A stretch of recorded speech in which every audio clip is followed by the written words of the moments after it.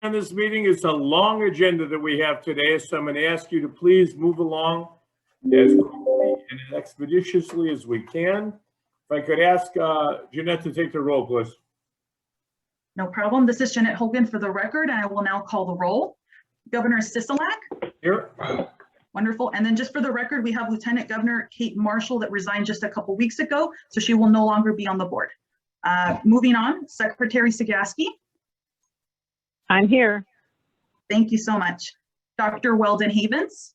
Here. Thank you. And Dr. Dana Bennett. Here. Thank you. Mr. Ray Specht. Here. Wonderful. And for our non-voting board members, Mr. Terry Reynolds. Here. And we have quorum, Governor. Thank you. Thank you very much. Moving on, item number 2 is public comment. This is the first time set aside for public comment. Anyone wishing to address the board on any item on today's agenda, items that are on the agenda, please step forward, identify yourself for the record, and comments will be limited to 3 minutes. Governor Sisolak, calling in? I don't have anyone on the phone, but I do have one gentleman, Jared Smith from LVGEA, that wishes to give public comment at this time. Jared, you are limited to 3 minutes. You may proceed. Thank you, Jeanette. Governor, I just wanted to rise for the record, Jared Smith. I'm the Chief Operating Officer at the Las Vegas Global Economic Alliance. Governor, I wanted to rise today to say thank you for your support of economic development. I'm so excited for this day and this meeting. I want to say thank you to Director Brown and all the GOED staff for your strategic partnership. It's never been more crucial than it is right now. Thank you to all of our regional and municipal partners. And most importantly, thank you to all of the companies who are helping to create jobs in our state that we're going to hear from today. Governor, this is the most number of projects that our team has ever brought to you in one meeting. And I think that's a great sign for Nevada's economy. But I want you to know that we aren't done. We have a long way to go, and we're committed to diversifying our economy. And those are my comments today, Governor. Thank you. Thank you much for your comments, and I appreciate, you're right, this is the most I've ever seen from LVGEA. Director Brown and I spoke about this. It's exciting. I hope it's just the beginning of what's going to be a regular submission process, and we're looking forward to moving ahead with these. Do we have anyone else wishing to speak during public comment? And I don't have anyone on the phone or online, and nothing written was submitted either, Governor. Oh, this is Janet Hogan for the record. Excuse me. Thank you. Moving on to item number 3, do I have a motion for approval of the June 17th, 2021 board meeting minutes? Governor, this is Barbara Sagaski. I just need to point out that I was not at the last meeting. Therefore, I will not be voting on it because I wasn't there. Thank you, Secretary. But thank you. Any other comments relating to the minutes? And Governor, this is Jane Bennett. I was also missing the last meeting and will not be voting today as well. Okay. This is Weldon Havens. I move for approval of the minutes of Thursday, June 17th, 2021. Okay, to make the record clear, and I can't see who made that motion, if you would identify yourself when you make the motion in a second, it would help us make the accurate minutes. Sure. This is Weldon Havens, Dr. Havens. Oh, okay, great. Thanks. Do I have a second to that motion? Governor, it's Ray Specht. I'll second. We have a motion and a second. All in favor signify by saying aye. Aye. Aye. Do we have any opposed? Okay. Jeanette, is that good enough for you? That's fine. Thank you so much. Thank you. Moving on to item number 4, the Executive Director update and Director's report. Director Brown. Thank you, Governor. So we have sent the board a comprehensive director's report. I will point out that Alex Dixon, who had joined the GOED board and then did yeoman service on the pandemic task force, has accepted a wonderful employment opportunity in Iowa and has moved there. And so we'll be looking for a successor for him on the GOED board. 2 things I just want to give a shout out to. our procurement technical assistance, which works with the Defense Department to land small business and minority procurement contracts, has just completed a session with the tribal nations in the Fallon area with the Naval Air Station there. First time we've done something like that, and very, very pleased with the result. Second, our international division managed to get a federal grant, the largest it's ever received, at $250,000 to promote exports. And then the Small Business Administration came forward with another $100,000. So this is $350,000 from the federal government to support export programs in Nevada. And it's a record number of dollars that we've received, and really appreciate the work that they're doing there. While on the topic of grants, we have added a staff member, Erin Hasty, to the office. She's a professional grant writer, and she has arrived just in time, frankly. The Economic Development Administration, which is a division of the Department of Commerce, which normally operates with about a $300 million grant program, was given $3 billion in the ARP program, and they have produced 6 funding opportunities for state governments in the area of economic development and workforce. The first is an opportunity for a $1 million planning grant that GOED has applied for that would give us resources to update the economic development plan 2 years earlier than we might otherwise have money for. There is a group of 4 zip codes in Southern Nevada that are the most poverty-stricken zip codes in the state, and they are organized on something called the SNCC, the Southern Nevada Enterprise, I think it's corporation, and I'm a member of that. We're going to try to, if we get this $1 million grant, try to use some of those resources in the area of high poverty in Southern Nevada. We have asked for money to assist our tribal nations in applying for grants and money for midterm broadband, middle mile broadband, and also some work on supply chain. That $1 million grant file has been filed. We briefed the congressional delegation on it yesterday. I'm here in Washington, D.C.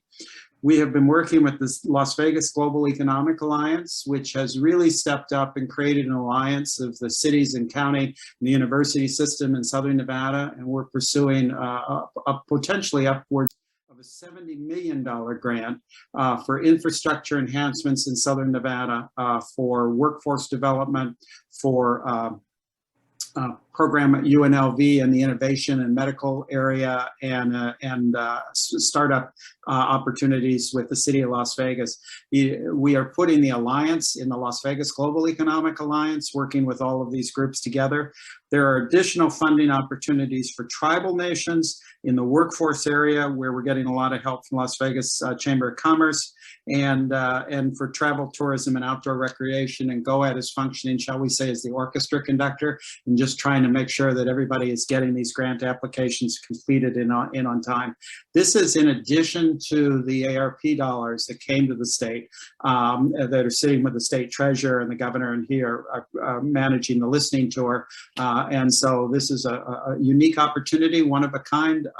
I kind of feel like I'm a member of the Roosevelt administration dealing with New Deal programs coming at us. So that's coming out there. Today, as was mentioned, we have a record number of applications. As I've said before, our position as a Pacific time zone state with access to Pacific ports has made us very attractive. We have taken all these applications and we've run them through our compliance process, looking for any patterns of practice or willful violations. And I'm pleased that the applications that are coming to you today are good applications. And Governor, with that, we're prepared to move to the next item on the agenda. That'd be great. Thank you, Director. Go ahead. I'd like to discuss now, we manage a program, Stacey Bostwick in my office, the WIN Fund, which is really designed to help industries coming to the state, particularly in the area of advanced manufacturing, to train up a workforce that they need. And the program had been running about 3 years, and we went to the legislature this year because we needed to make some tweaks to it to make it more effective going forward. One of the things we needed to do is that we're trying to create a pathway for folks to get trained to work in these sectors. And this becomes a partnership of potentially the community college, GOED, the employer, and even possibly the local government. But to do that, we need to establish a floor as to what qualifies salary-wise for this pathway. And because ultimately we want these folks to get this training, get into these positions, and then emerge in a high wage situation. Stacey and Bob have looked at this. The board needs to formally ratify it. They're recommending that we set the floor at 85% of the average wage for the occupation, but not less than $17 per hour.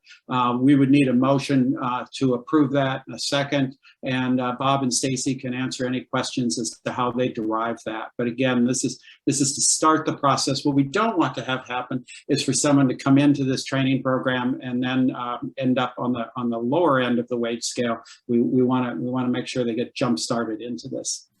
We'd be glad to answer any questions. Okay, let me ask, do we have legal counsel on the phone? We should. Yes, you do. Christine? This is Hina Rasul. Okay. Can we take a motion on that? It's not agendized. No, you cannot. And I was actually going to pipe in. It should be specifically stated on the agenda what the vote would be on. So Okay. the public hasn't been given sufficient notice. We'll ask Director Brown to bring that back. That notice. Sorry about that. We will bring it back at the next meeting. That's the background. Thank you. Yeah, Okay, thank you. thank you. Is that it for the WID report? We going on to the metrics report now, Michael, or Yes, we're going on to the metrics report. item number 6, metrics report? Chelsea Warburg. Thank you, Governor. Chelsea Warburg for the record. I will be sharing my screen with you all so that you can see. And Jeanette, can everyone see my report? It's loading right now. One moment. Okay, I think I'm frozen.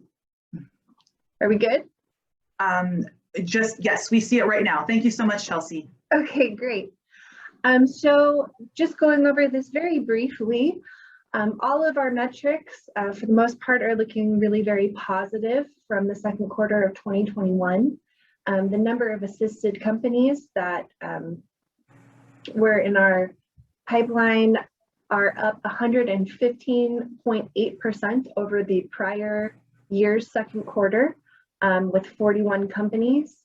Initial jobs from those companies are up 156.1% at 3,114 employees, excuse me. And the number of build out jobs that relates to once the companies are fully built out is 5,489 jobs, which is up 187.7% from the second quarter of 2020. As you can see, our average wage paid by assisted companies during the second quarter is down just so slightly by 0.4%, at a still very reasonable 24.5%. And that is largely because the changes in the standards to receive abatements that kick in when a county goes above an unemployment rate of 7%, which is in our statute. And all but one company was in Clark County last quarter. And so Clark County was well above that 7% threshold, which is why our average wage is down just a little bit. Assisted company investments are up 196.3% at $323.7 million. And then our pipeline from our RDAs has slowed a bit, though still trending up. If you can see the graphs, we are down 41.5% from the prior quarter and 4.6% from the prior year in leads. We are down 17.9% from the prior quarter in prospects, but we're up 58.6% from the prior year. And the number of wins that we received from RDAs, which includes more than just those that received abatements, is down 42.3% from the prior quarter, but up 66.7% from the prior year. Looking at our other divisions within GOED, our wonderful global engagement team had 2 wins this quarter, which is flat from the prior quarter. Our ESB program, the Emerging Small Business Program, is up 37% from the prior year. And this is for the January through June period of 2021. Our Rural Community Development Block Grants program is up 25% from the prior year, and this is for fiscal year 2020, which just ended in July. Our Procurement Technical Assistance Center is up 1.2% in the fourth quarter of their fiscal year 2021. They had 1,328 total clients. And finally, the Nevada Film Office is up 332% from the prior year's quarter two, with 104 productions. And our client satisfaction survey is finally back up and running. It was down just temporarily due to some budget constraints, but we're happy to see it back with the max client satisfaction, you guys know what I mean, at 101.5. And that's all for me, unless anybody has any questions. Thank you. Thank you. Do we have any questions for Ms. Warburg? Okay. Thank you very much for the report. Moving on to item number 7, State of Nevada unemployment rate update. Mr. Potts.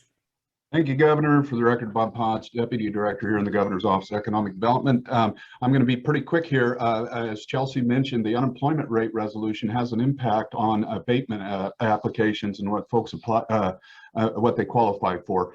This rate resolution is put in place to help really encourage job creation in the counties with high unemployment. It was revised in the 2017 legislative session to include these different wage criteria.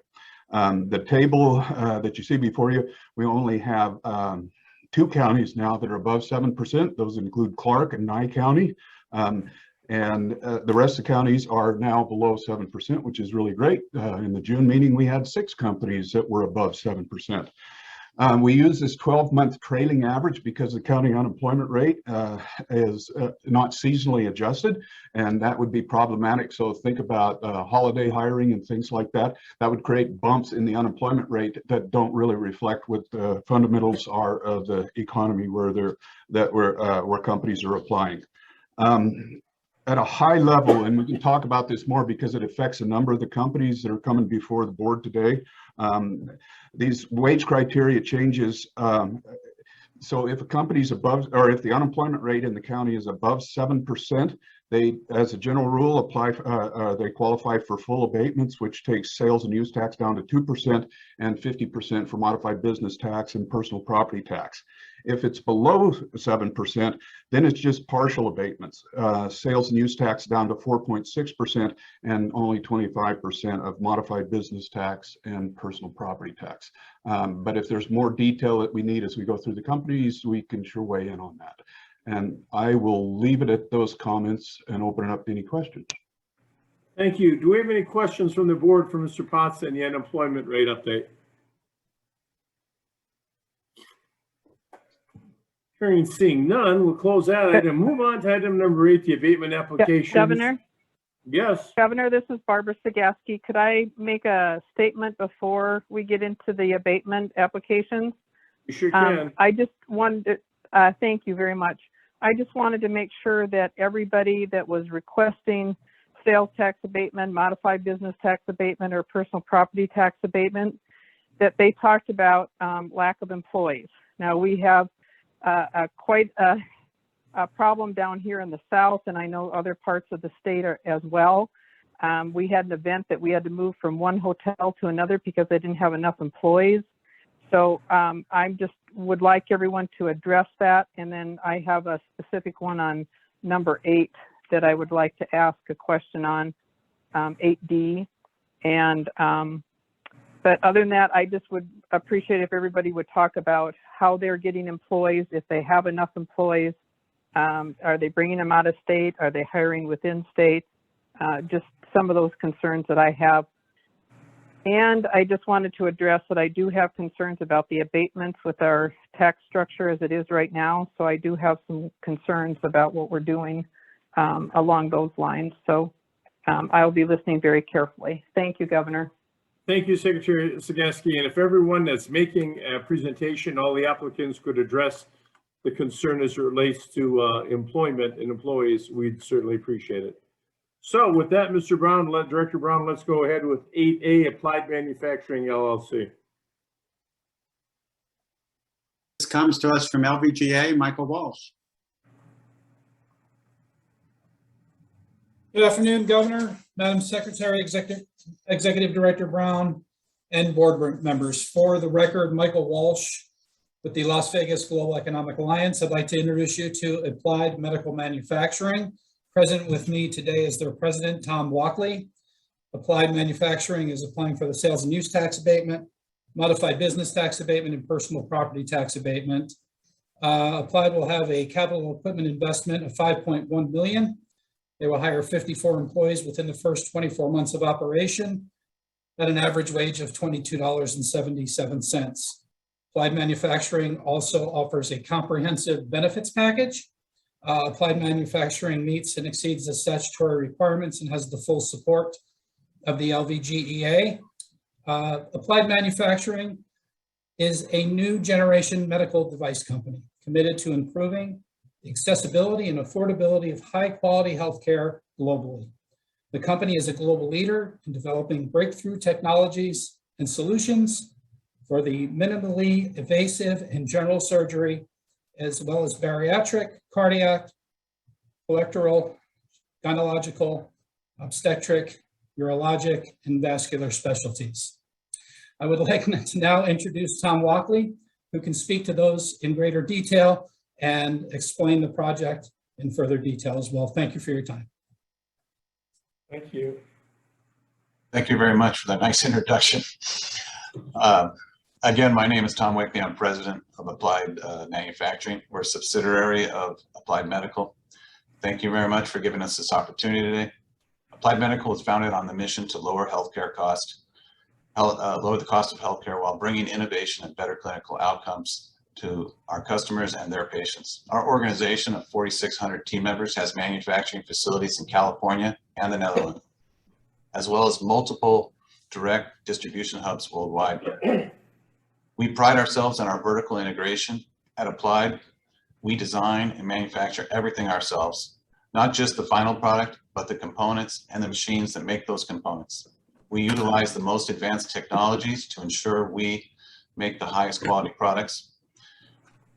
As a part of our continued growth, we're looking forward to our expansion into Las Vegas for our next R&D and manufacturing facility, where we'll be inviting engineers, manufacturing experts, managers, and production associates to join our team. We are excited to bring our unique business model, our collaborative culture, and our career opportunities to one of Nevada's fastest growing cities. Thank you. Thank you. Do we have any questions?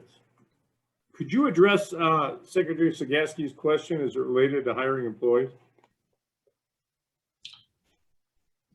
I mean, we'll be looking for a number of engineers and as well as production people, and we'll be looking, some people will be coming from California, transferring in, as well as we'll be looking at local colleges for people, maybe out of state. Just, it kind of depends on the breadth of what's available in Las Vegas. So. Okay. Governor Michael Brown, if I could add to this, I've got something I would like to brief the board on in this area.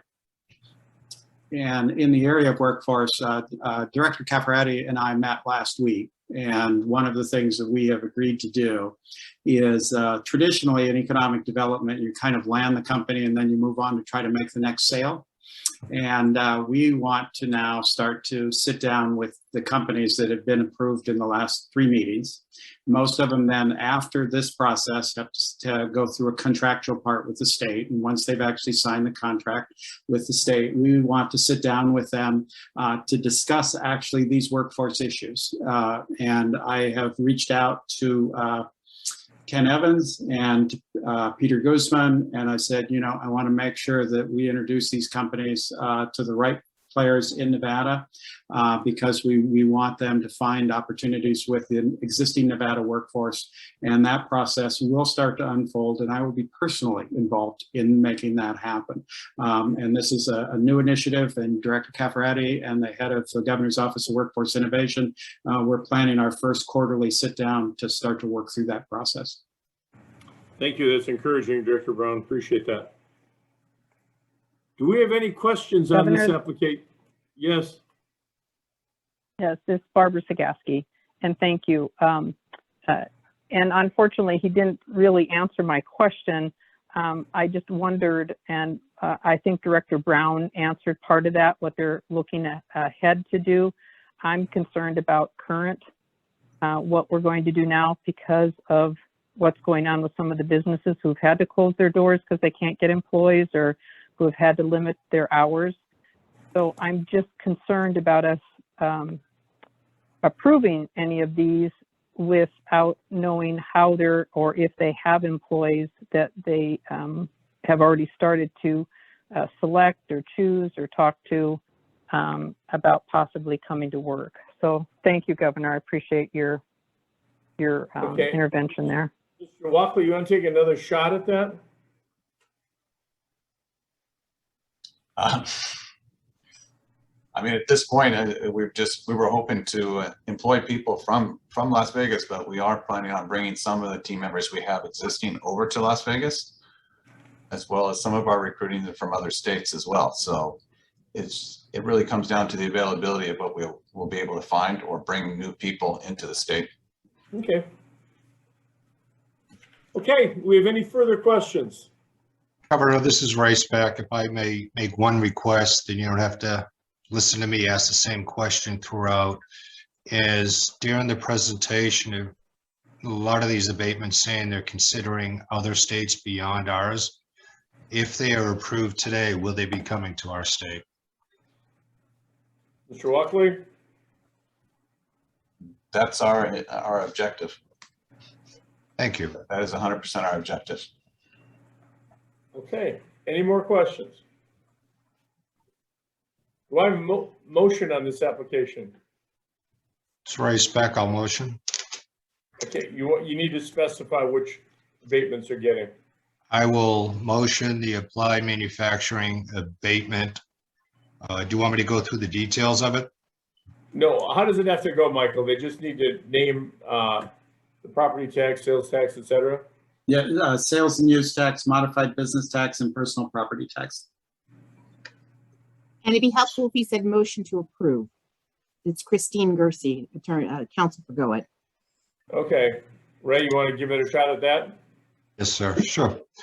I will motion to approve apply manufacturing for sales tax abatement, modified business tax abatement, and personal property tax abatement. Thank you.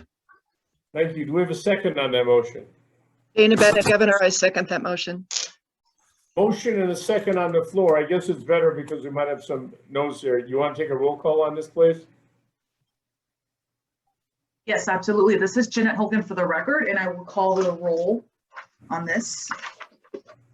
Okay. Governor Sisolak, how do you vote on this approval? Thank you. Secretary Sagaski? Yes. Okay. Dr. Weldon Havens? Yes. Dr. Dana Bennett? Yes. And Mr. Ray Specht? Yes. Okay, the motion passes. Thank you very much. Congratulations. Welcome to Nevada. Thank you so much. The next item, 8B, Ball Metal Beverage Container Corporation. Governor, good afternoon, Secretary of State, Executive Director Brown, and board members. For the record, Michael Walsh with the Las Vegas Global Economic Alliance. I'd like to introduce you to Ball Metal Beverage Container Corp. Present with me today is their Director of Strategic Communications, Scott McCarty. Ball Metal Beverage Container Corp is requesting the sales and use tax abatement, modified business tax abatement, and the personal property tax abatement. Ball Metal Beverage Container Corp will have a capital equipment investment of $175.9 million. They will hire 178 employees within the first 24 months of operation at an average wage of $33.65. They also offer a comprehensive benefits package. They do meet and exceed the statutory requirements and have the full support of the LVGEA. A little background on Ball. They were founded in 1880. They are one of the world's leading suppliers of aluminum packaging for beverages, foods, and household products. In addition, Ball also provides aerospace and other technology-related services to commercial and governmental customers. Ball's largest product line is aluminum beverage containers. Beverage Container Corp is considering establishing a multi-line beverage packaging facility in North Las Vegas. I would now like to introduce you to Mr. Scott McCarty to explain the project in further detail and to answer any questions that you may have. Thank you.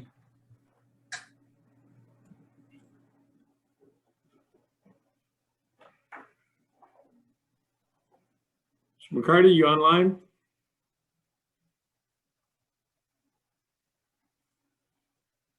How about now?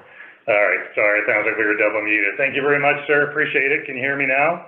Sure can. Awesome, thank you. Sorry about that. This is Scott McCarty. I'm here with Barry McCoy, who is also the project manager, and I am in communications for Ball Corporation. I'd like to thank the board for your consideration today.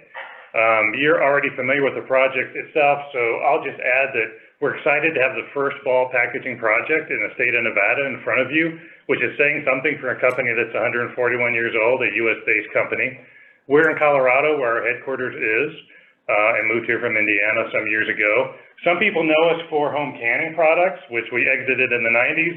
We're proud of that past, but we're even more proud of the aluminum beverage packaging we make today, which is what this plant would make.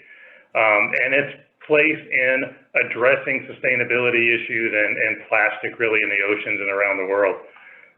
This plant, if approved, would be our 26th aluminum beverage packaging plant in North America. 23 of those are in the US.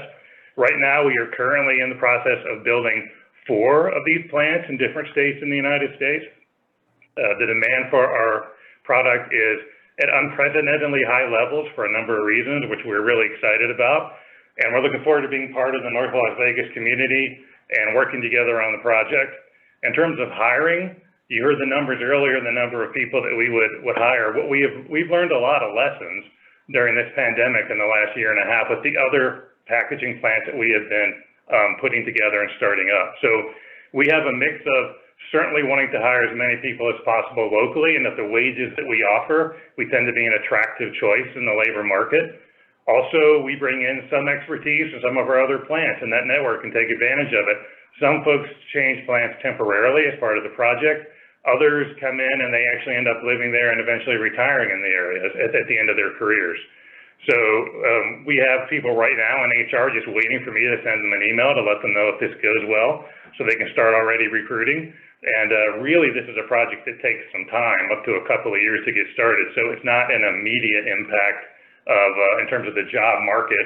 We start that process and it takes time to get up to those numbers. So we won't be up to our full employment for several years yet. With that, I'll end our prepared remarks and we'll be happy to answer any questions you have. Thank you. Do we have any questions for the applicant? Governor, this is Barbara Sagasti, just mine.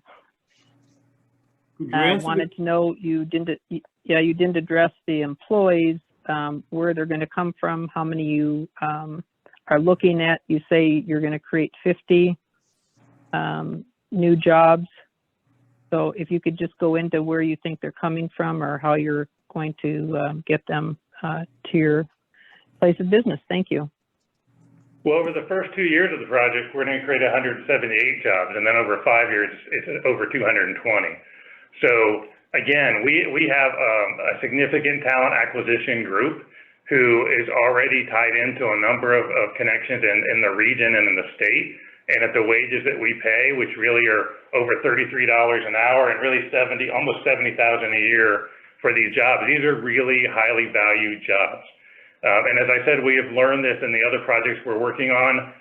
Folks come to us from many places in the state, even across the state, and move to the area to work at Ball. A lot of our employees, our average years of service is about 14 years of service. I've been with Ball 30 years. It's the kind of company people go to and they have a career, and you can actually raise a family with these wages. So, locally, we will certainly advertise and bring people in. And then we also have other plants around the country that has individuals who want to move to North Las Vegas and live in the North Las Vegas area, or who want to lend their expertise for a short time as part of the project startup. So we feel confident we can find folks. We've been finding them in the other places we are building plants now. And we also have the luxury of a timeline over a period of 2 years to really ramp up to full employment to find all those people. Okay. Any further questions? I want to just comment that, you know, when you said you don't do the canning business anymore, it's a fond memory. My mother used to use fall canning jars to can pickles.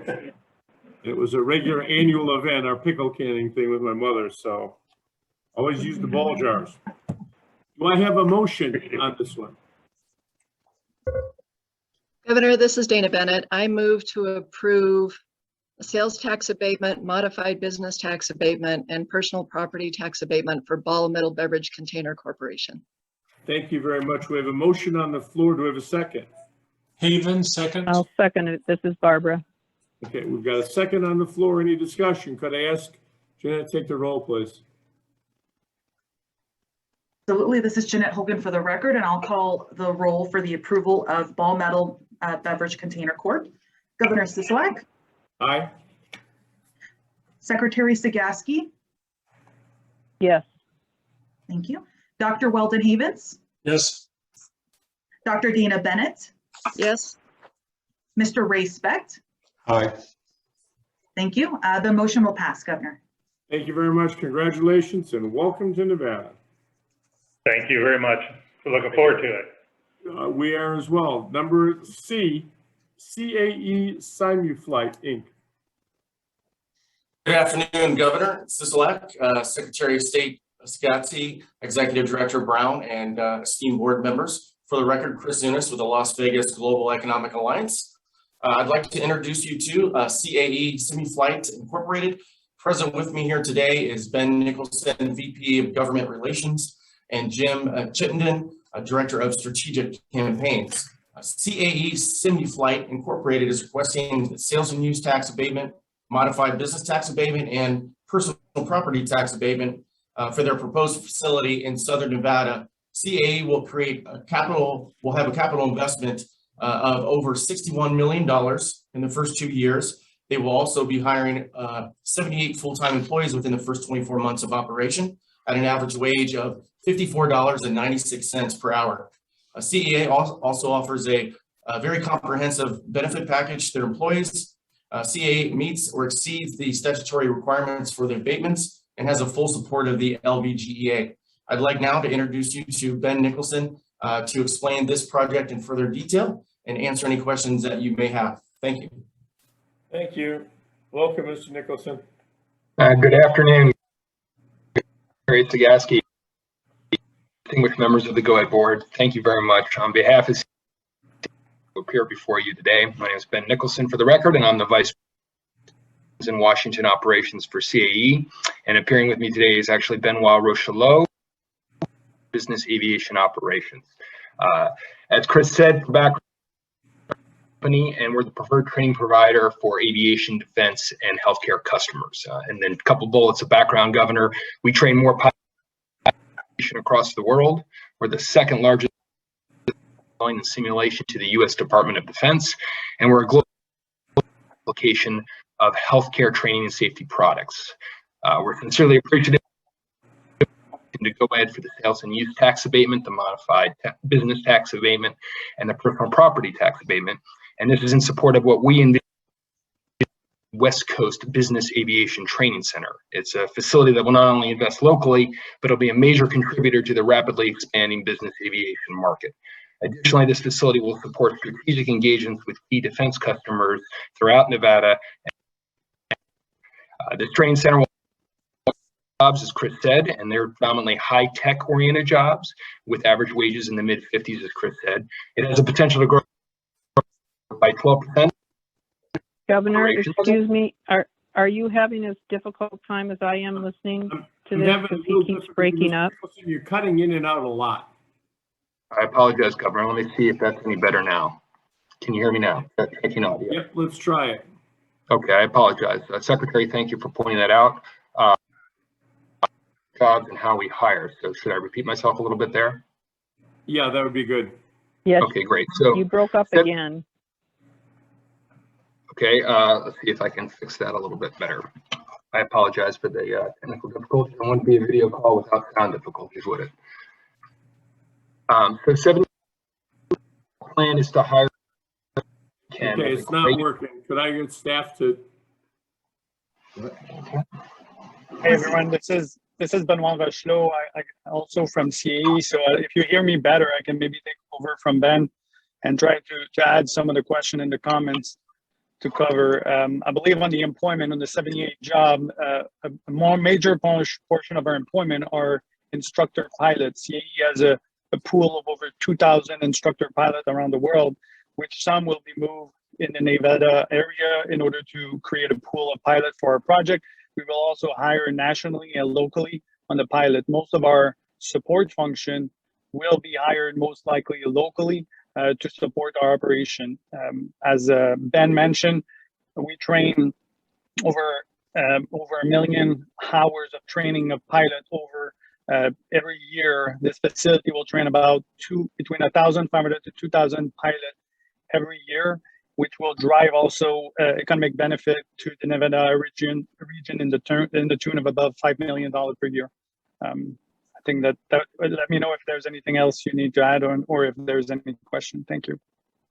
No, we could hear you better. Thank you. I appreciate that. Do we have any questions on this application for CAE SimuFlite?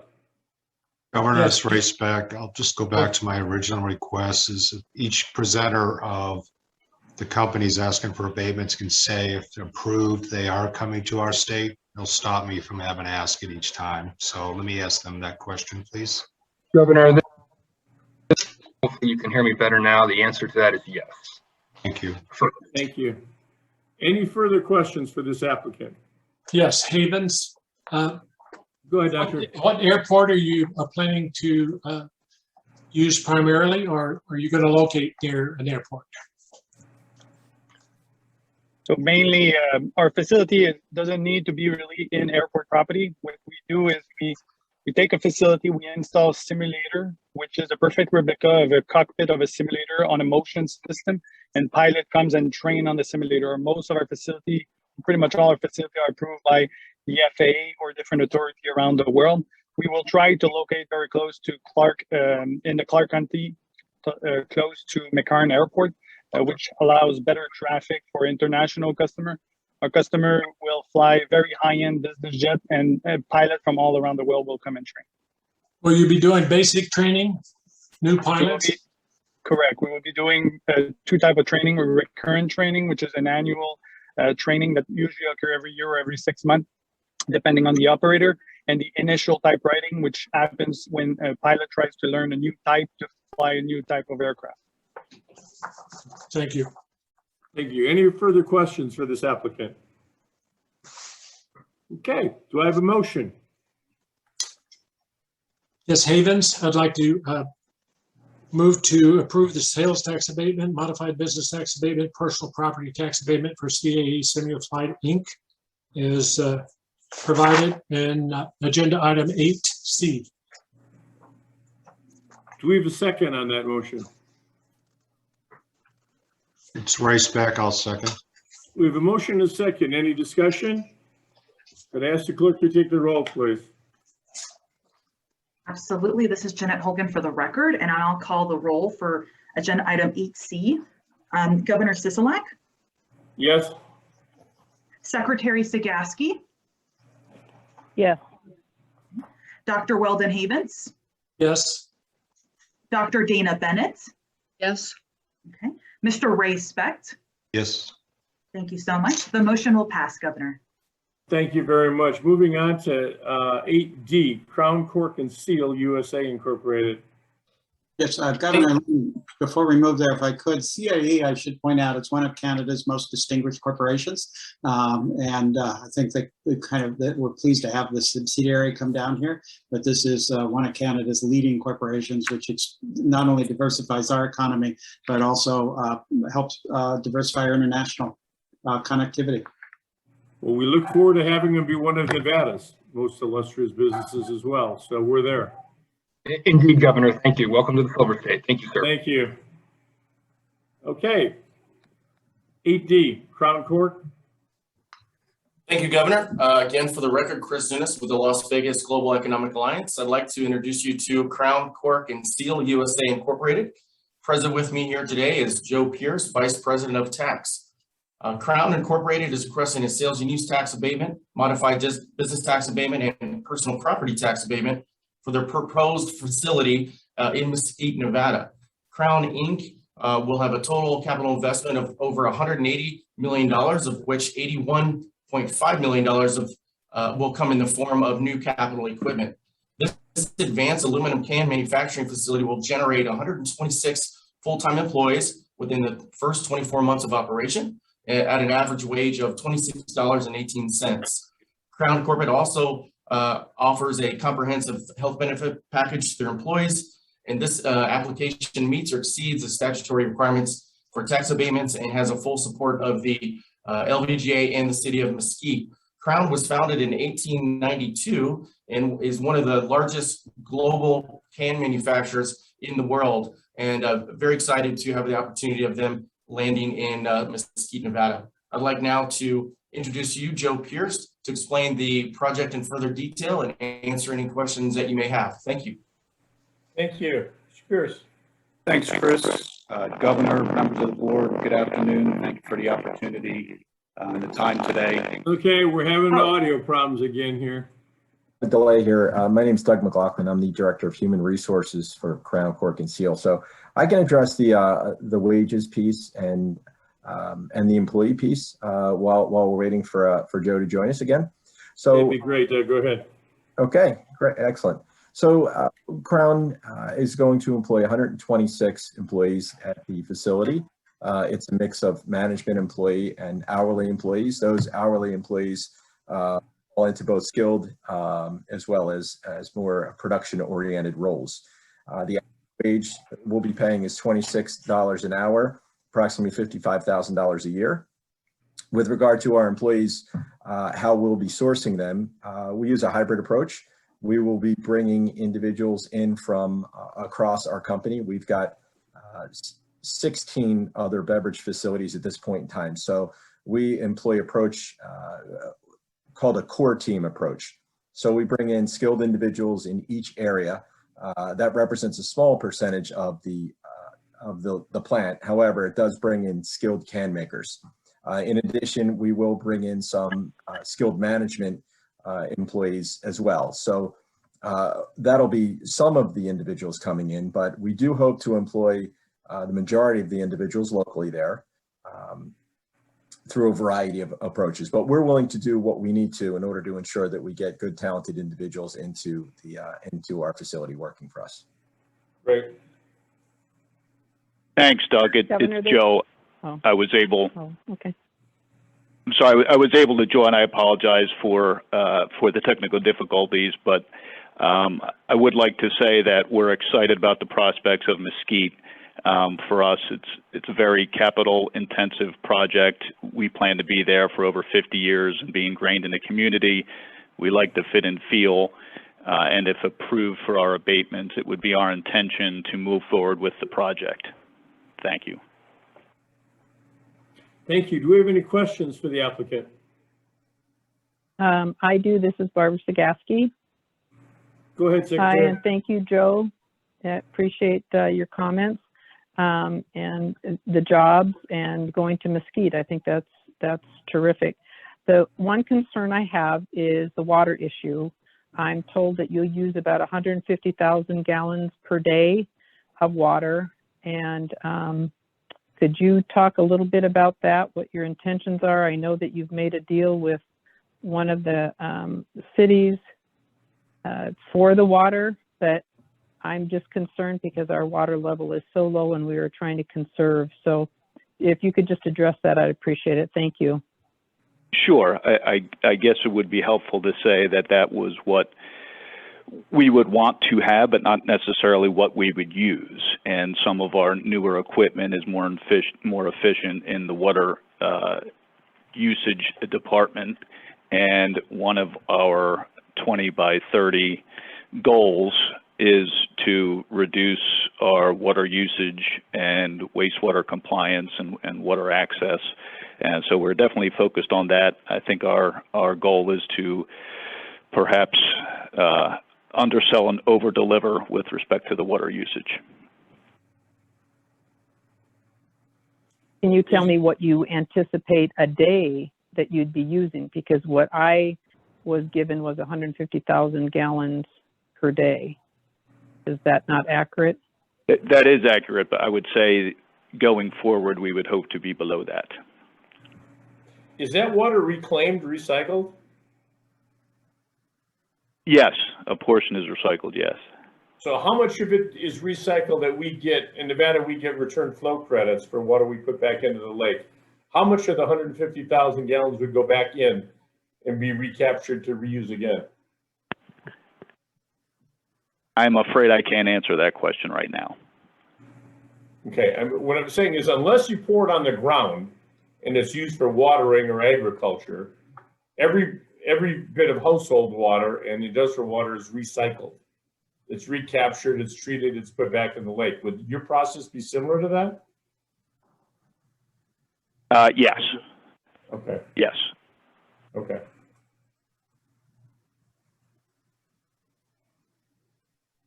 Do we have any further questions, Secretary? No, thank you, Governor. Thank you. Do we have any further questions of this applicant? Hearing seeing none, do we have a motion?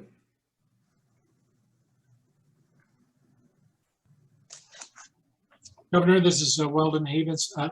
I move for the approval of the sales tax abatement, modified business tax abatement, personal property tax abatement for Crown, Cork, and Seal USA as delineated in agenda item 8B.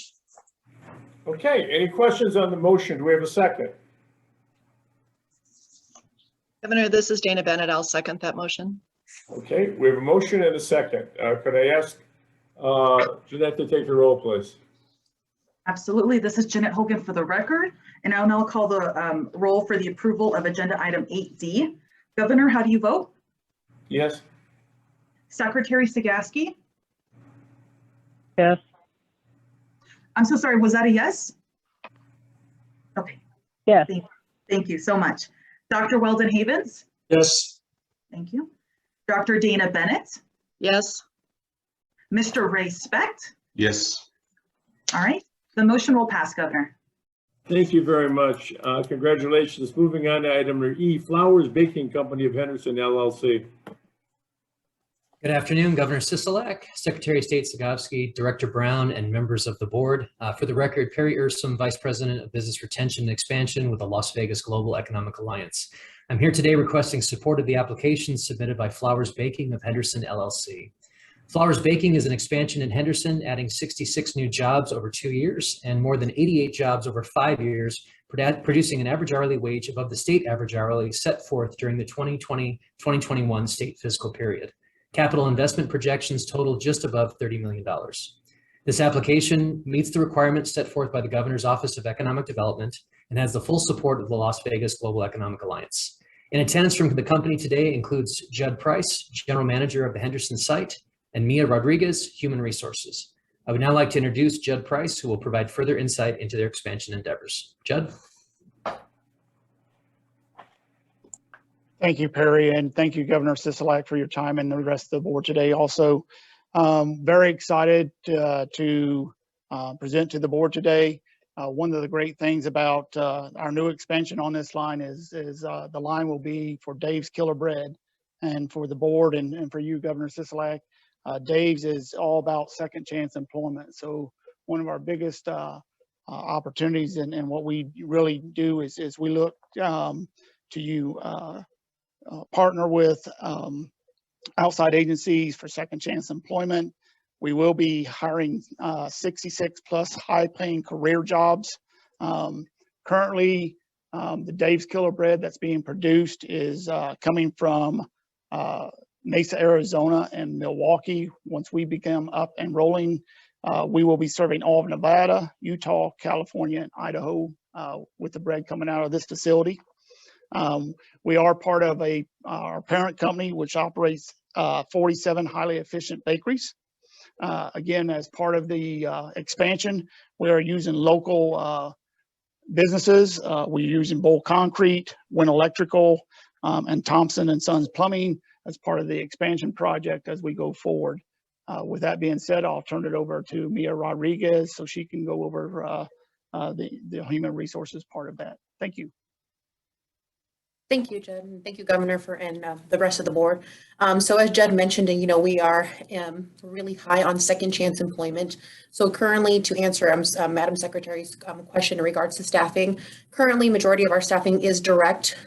So locally, approximately probably our new hires, probably 90% are local Nevadans that we do hire directly, and approximately 10% come from relocations from sister bakeries across the nation. And we do plan to use that same recruiting efforts for our expansion. And just like Judd had mentioned, with the Second Chance program, it's essentially that we expand our hiring pool to include those who may have some type of background. So, having a background, whether it's a felony or misdemeanor, does not decline their employment with us. So that has actually been really helpful for us. COVID has not really impacted our staffing, knock on wood. Hopefully that will maintain going forward. We also do have partnerships locally with the College of Southern Nevada. We do have an engineering apprenticeship program that we have here, and we've recruited students from the College of Southern Nevada as well as Southwest Tech Academy. And we do plan to use those same recruiting efforts again for that expansion. And with that, Okay. has anybody questions, we will answer. Okay, I lost you there on the volume. I apologize. I said if we have any questions, we will answer them at this time. Okay, do we have any questions?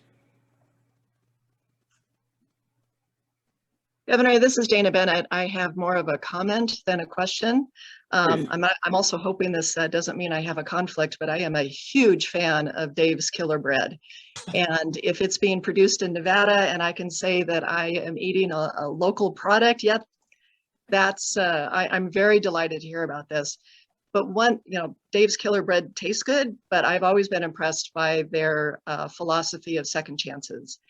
And I think that is something that should be encouraged among many employers, that there's a pool out there of potential employees who are being overlooked. And I think that Flowers Baking Company is showing an example that other companies should look at as well. And with that, I'm going to go make some toast. So thank you. I appreciate that. And if you've got to disclose, I do too. My wife only buys Dave's bread. So, I'm in the same position. Well, thank you both on that. And again, if we're disclosing, this is Barbara, I need to disclose that I also eat Dave's Killer Bread. Thank you. My family does. Your bread's a killer, so that's all I can say. Everybody loves it. Killer We also make Wonder Bread and Nature's Own bread as well. Well, we're still with Dave, so. As long as it's coming out of our facility, that's all right. Okay, any further questions? Governor, it's Ray Speck. I was going to disclose that I don't, but I'm going to have to start the bread after hearing all this. And I just wanted to commend Flowers, not just the program and what Dana was saying, but also for expanding in Henderson. That's great. Thank you. I appreciate it. My wife tells me it's healthy carbohydrates, so check it out. Best bread in the world. Yeah, there you go. Do I have a motion on this item?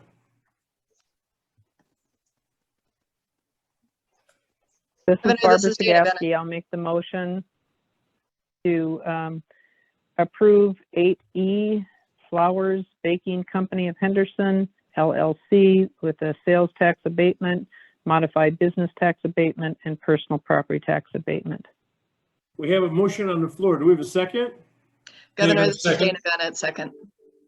We have 2 seconds. Could I ask the clerk to take the roll, please?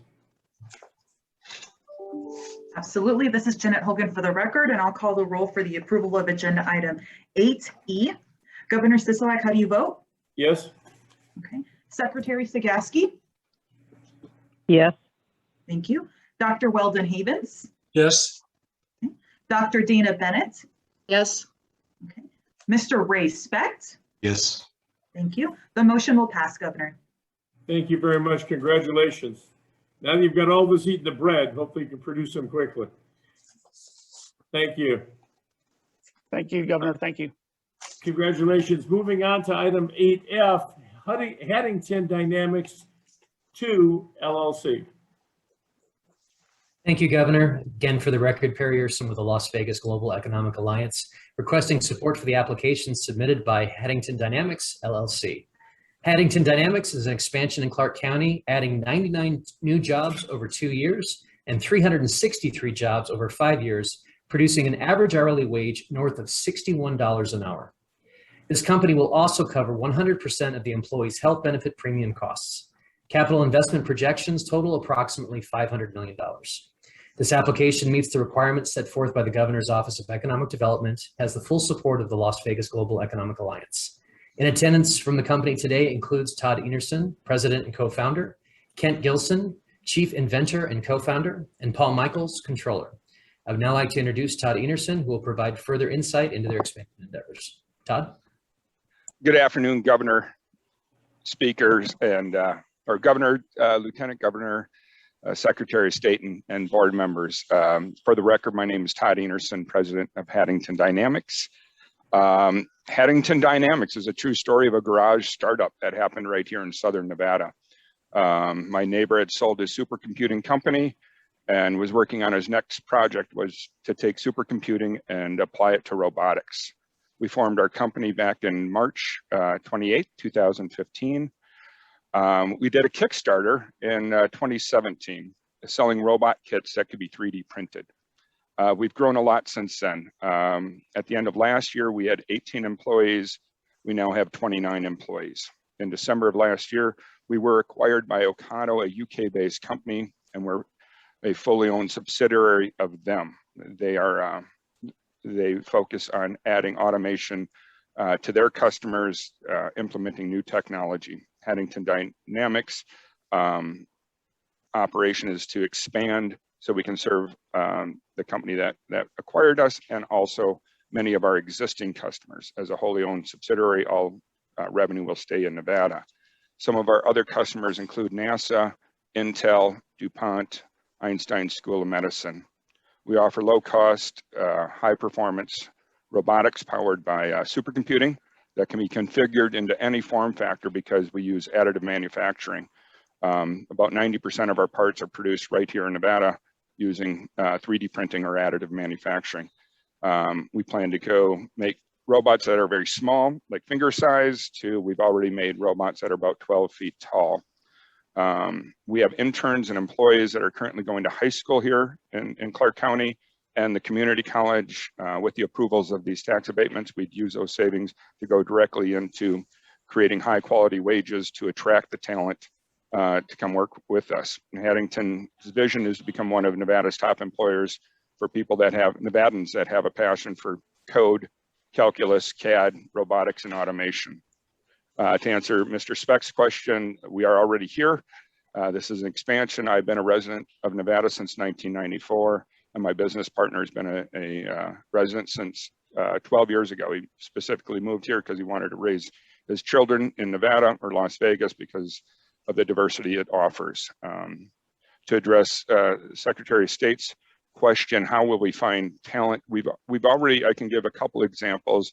Our first intern our company ever had back in 2016 just graduated from Reno with his master's in computer science, and we were able to bring him back here and pay a nice wage.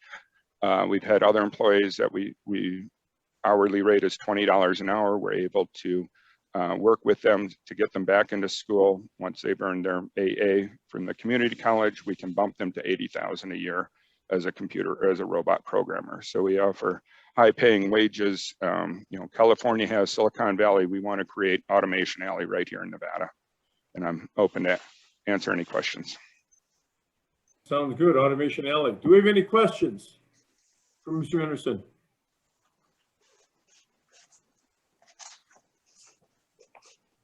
Okay, do I have a motion on this item on 8F?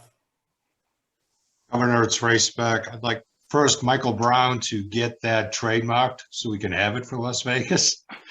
But I will make a motion to approve Haddington Dynamics for the sales tax abatement, modified business tax abatement, and personal property tax abatement. Great, we have a motion. Do we have a second?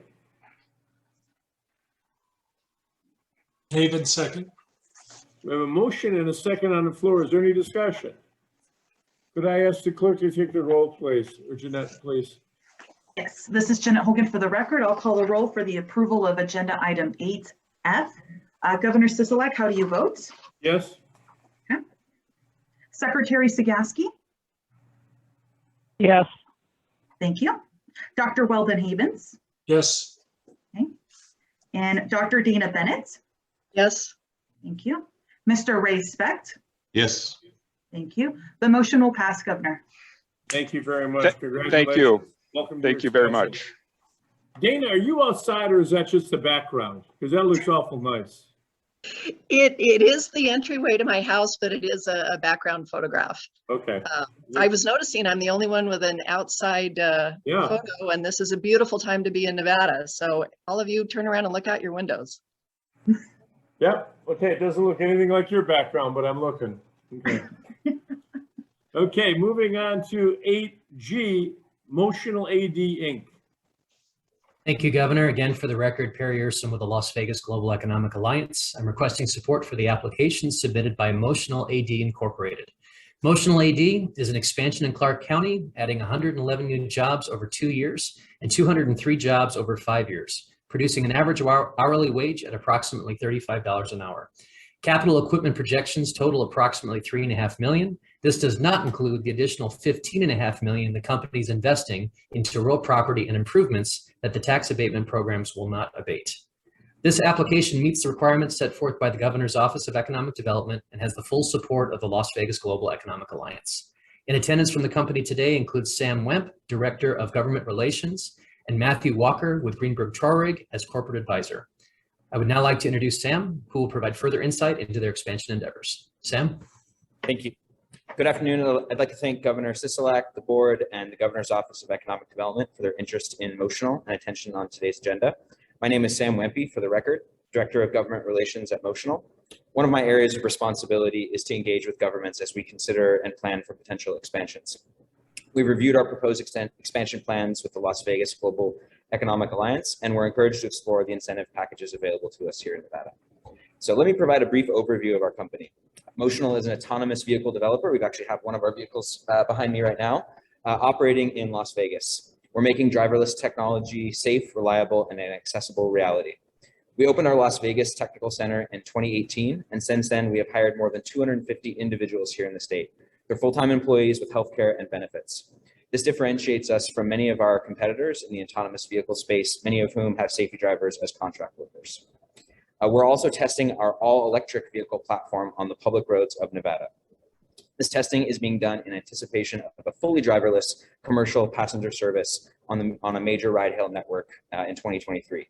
I'd also like to make just one point of clarification. Our vehicles are not being developed for individual ownership. They're going to be used in a fleet capacity. To support our operations in Nevada, we're considering two components to our expansion: a test track upgrade and a vehicle remote assistance center. Safety is our #1 priority. So before we undertake any on-road testing, we also do a substantial amount of testing on closed course before our vehicles enter the public roads. But our current site needs significant modifications. Expanding our test track would allow us to undertake a number of new scenarios in a controlled fashion. And as we approach commercialization of autonomous vehicles in the coming years, we also need a place to monitor our vehicles and engage with passengers. Think of it as an air traffic control for all of our vehicles that we operate in the United States. We anticipate hiring 111 people over the next 24 months with an average hourly wage of $35 and investing, as Perry mentioned, millions of dollars in equipment and improvement of the facilities we're currently occupying. The majority, just to maybe address some of the questions I've heard come up already, the majority of these employees are going to be hired from within Nevada. There is some challenge in hiring, but we find that the satisfaction of our jobs and the average hourly wage, along with the benefits package, is quite competitive, and we've traditionally been able to meet our hiring targets. I should also say that for folks coming in at the ground level to Motional, there is a career path to transition from the vehicle testers into fleet operations and then eventually into fleet monitoring, ensuring that as we grow, we continue to leverage the expertise of our legacy employees. Assuming our incentive package being requested is granted in Nevada, we want to begin work immediately. We have expansion contracts ready to go, and our hiring managers are looking forward to ramping up. In closing my prepared remarks, I'll say that Motional's history in Nevada has been a positive one. We have great relationships with the DMV, the NTA, RTC of Southern Nevada, Clark County, the City of Las Vegas, and numerous other partners at the local level in the neighborhoods where we operate, such as local first responders. With your help, folks in Nevada will be some of the first people in the world to benefit from the life-saving technology that autonomous vehicles have to offer. I'd like to thank Perry and his team at the LVGA for endorsing our endeavors, and each of you for your time and consideration. I'd be happy to answer any questions. Thank you. Do we have any questions for this applicant?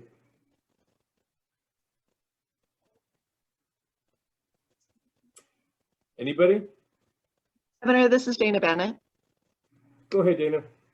Thank you, Mr. Wempe. Thank you for your presentation and for so thoroughly answering the questions that have been proposed previously in the meeting. There's one area that we really haven't talked about much yet, and so you get to be the first one to address this question. I'm always interested in how a company plans to engage with the community, and as you're a local company that is expanding, could you talk about how you have been engaged locally and what your plans are for the future? Thank you. Yeah, absolutely. So, you know, we've been here since 2018, and so we do have good relationships with our neighborhoods. So in addition to our company-wide internship program, we also volunteer with a number of different groups around Nevada. And then our Nevada HR lead is also on the board of Workforce Connections. Outside of that, we do a number of ad hoc events. You know, we attend nearby elementary schools to their science fairs. This was obviously pre-COVID. And we engage with folks in a number of ways in that way. Also, when it comes to testing in a new area, we always send out mailers to the neighborhoods where we're planning to test in and invite folks to reach out to us if they have any questions and even come by our technical facility to take a look for themselves. We want to make sure that their concerns are being heard and that they feel like they're being engaged with. And Governor Michael Brown, if I might add, this entire sector is one that was prioritized in the state's first diversification plan, amplified again by SRI, put into the resiliency plan, and is also associated with the climate change. This is the future, and Nevada is on the leading edge.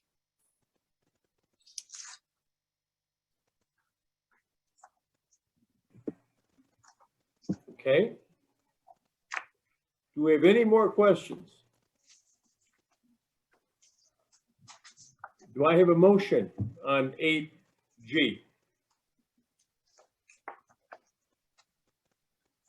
Okay, everybody. It's race back, Governor. I'll motion to approve Motional AD for the sales tax abatement, modified business tax abatement, and personal property tax abatement. Great. We have a motion on the floor. Do I have a second to that motion? David, second. Okay, we have a motion and a second. Any discussion? Okay, could I ask Jeanette to take the roll, please? Yes, this is Jeanette Hogan for the record, and I'll call the roll for the approval of agenda item 8G. Governor Sisolak, how do you vote? Yes. Secretary Sagaski? Yes. Thank you. Dr. Weldon Havens? Yes. Dr. Dana Bennett? Yes. Mr. Ray Specht? Yes, and I'll just add, it's great to see a local company being first in its industry. Congratulations. Sure is. The motion passes, Governor. Thank you very much. Congratulations. Moving on to 8H, NeuroView Studios. Thank you, Governor. Again, for the record, Perry Ursum with the Las Vegas Global Economic Alliance. I'm requesting support today for the application submitted by NeuroView Studios. NeuroView is a new company contemplating operations in Clark County that would create 20 new jobs over 2 years and 33 jobs over 5 years, producing an average hourly wage of at least $32 an hour. This company will also cover 100% of the employee's health benefit premium costs. Capital equipment projections total just north of $5 million. This application meets the requirements set forth by the Governor's Office of Economic Development and has the full support of the Las Vegas Global Economic Alliance. In attendance from the company today includes Tim Moore, Chief Executive Officer, John Davila, President and Chief Operating Officer, Jason Soto, Vice President for Strategy and Growth, and Davis Draham, Executive Director. I would now like to introduce Jason Soto, who will provide further insight into this opportunity. Jason? Harry, thank you for your endorsement and support. Governor Sisolak, Secretary of State Sagowski, I practiced that so many times. Director Brown and members of the board. For the record, my name is Jason Soto, representative of NeuroVu and a proud native of Nevada, born in 1971 at Las Vegas General. Thank you. Okay, you don't have to push the born in 1971 stuff too much here, you know. Go ahead. I'm proud. Thank you for the opportunity to present our application for Nevada tax incentives. Ladies and gentlemen, the team at NeuroVu is excited to bring a new business model to Southern Nevada with new technology that is revolutionizing the film and video production industry. It's called virtual production. If you've ever watched an episode of Star Wars, The Mandalorian, or Game of Thrones, you've already experienced this technology and not even realized it. Traditional green screen filming will soon become a thing of the past. The demand for this modern film technique has allowed NeuroVu to attract clients such as Mercedes-Benz, the NFL, the WWE, Disney, Apple TV, and many more top global brands. After careful consideration of the film, TV, and advertising industry magnet cities of New York and Los Angeles, the attractive and established film and TV incentives offered by Atlanta, and the emerging production cities of Albuquerque, Park City, and Chicago, we believe that Las Vegas offers an exciting, established location for us to grow. In addition, the pro-business environment, the Nevada tax structure, affordable cost of living, incentive programs offered by the Nevada Film Office, and most importantly, Nevada's vision and commitment to attracting innovative companies to the state all contribute to our desire to establish this business in Southern Nevada. If approved for the abatements, our business would be located in Las Vegas, Nevada. With the incentives offered by GOED, NeuroVu will have the opportunity to use these tax abatements to reinvest in our technical workforce, create jobs in film and video, and grow our business. Since our initial application submission, additional growth opportunities have presented themselves and are creating a higher projected growth rate, thus giving us the opportunity to identify adding additional employees. To address Secretary Savasky's question regarding employees, we've begun internal recruitment efforts with our existing production teams in Tampa and Minneapolis, and have identified multiple team members desiring to move to Nevada for this exciting new initiative. In addition, we are working with several members of the local film industry to begin planting seeds to recruit industry professionals from Southern California, both in large format film, episodic, and TV commercials. And our specific focus is on the exodus of film industry professionals from Hollywood, Burbank, and Costa Mesa. NeuroVu's production projects will attract many visiting clients and companies that will also contribute to the local economy via trade shows, hospitality, gaming, and food. In addition, we are working with big names in the film and advertising industry that will establish new offices in Nevada to support our innovative research and development ecosystem that's focused on creating new technologies in video production, both in hardware and in software. Most importantly, we have plans underway to support higher education initiatives with UNLV and other Nevada schools, creating curriculum centered around the rapidly evolving video production industry. This will create new avenues for film students to stay here in Southern Nevada and work in film and video. And for those students that travel abroad, they will bring that skill set they learned while attending school in the state of Nevada. NeuroVu is creating excitement and anticipation in the film and advertising industry about our future endeavors in Southern Nevada. And we look forward to building a technical workforce, educating students, and building a successful corporation that will show the rest of the world Nevada is the next big destination for state-of-the-art video production. We thank you very much for your time and attention, and we encourage anyone to ask questions from our team. Thank you very much, Jason. We appreciate it. Do we have any questions on 8H? Anybody? Do I have a motion? Governor, this is Dana Bennett. Go ahead. I will move that we approve NeuroVu Studios application for sales tax abatement, modified business tax abatement, and personal property tax abatement as provided in Agenda 8H, and we'll assume that we will see better Zoom backgrounds from them in the future. Absolutely. Well, you really stepped it up with that background you got there. Bennett. You know, we're all going to be competing with you. Do we have a second on that motion? Havens will second it. Okay, we have a motion and a second on the floor. Any discussion on the motion? Okay, Jeanette, you're up. Thank you. This is Jeanette Hogan for the record, and I'll now call the roll for the approval of agenda item 8H. Governor Sisolak, how do you vote? Yes. Okay. Secretary Sagaski? Yes. Thank you. Dr. Weldon Havens? Yes. Dr. Dana Bennett? Yes. Mr. Ray Specht? That was a yes, I believe, right? Yes. Thank you so much. No worries. The motion will pass, Governor. Thank you. Congratulations. Welcome to Nevada.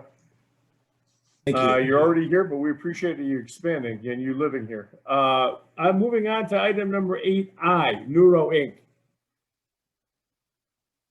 Nuro, same kind of spelling, but a little different.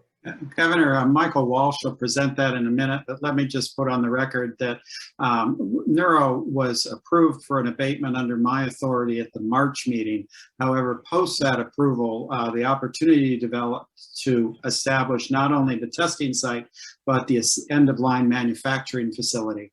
And so in discussions, it was agreed that they would pull back that application and that we would bring it back to the board for the complete, for board approval for the much larger investment in Nevada. Okay, great. Thank you, Director Brown. Governor, Madam Secretary, for the record, Michael Walsh with the Las Vegas Global Economic Alliance. Nuro is requesting sales and use tax abatement, modified business tax abatement, and the personal property tax abatement. They will have a total capital equipment investment of $1.9 million with hiring 250 employees within the first 24 months of operation at an average wage of $27.50. Nuro does offer a comprehensive benefits package, and they do have the full support of the Las Vegas Global Economic Alliance. Present with me today is Mike Blank. Mike is their regional policy lead. A little bit about Nuro, you've heard some, but they were founded in 2016 with the goal of harnessing the power of robotics and artificial intelligence to solve challenges at a global scale.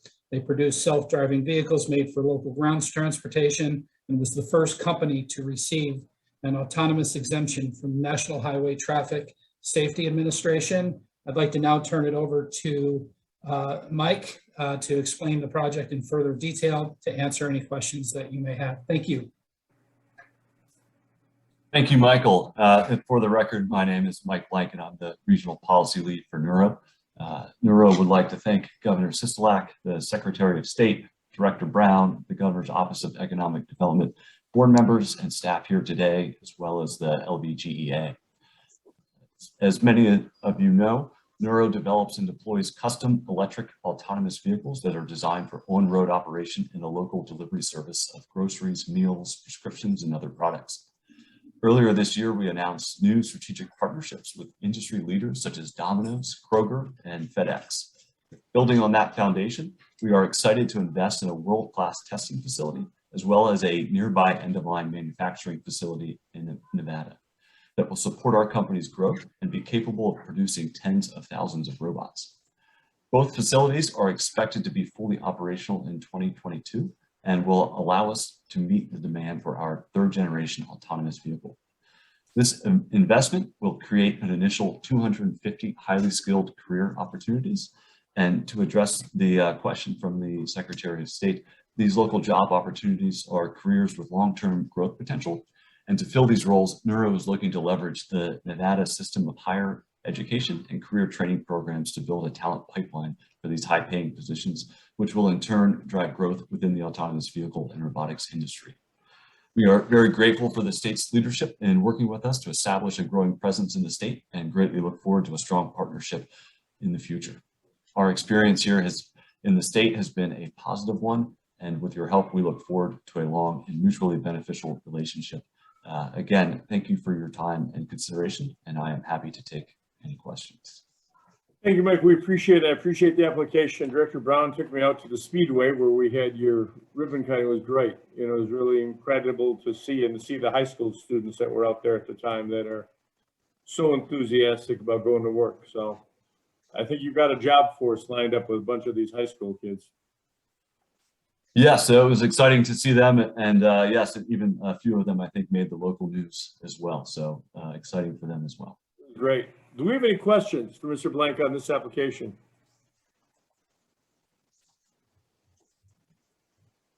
Do I have a motion on 8I?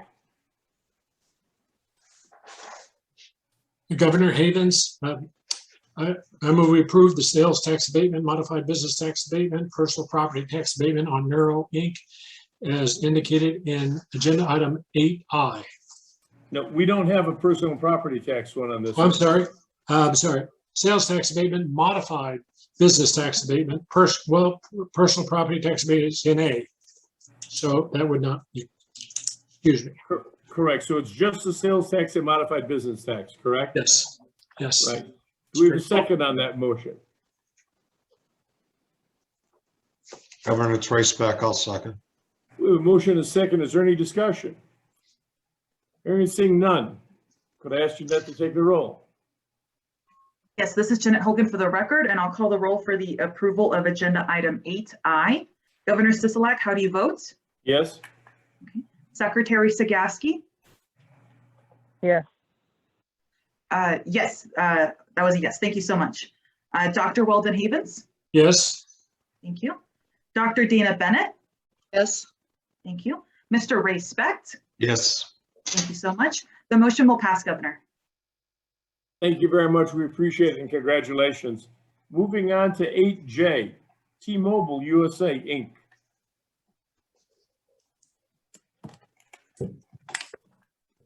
Good afternoon, Governor, Secretary of State, Executive Director Brown. For the record again, Michael Walsh with the Las Vegas Global Economic Alliance. I'd like to introduce you to T-Mobile USA.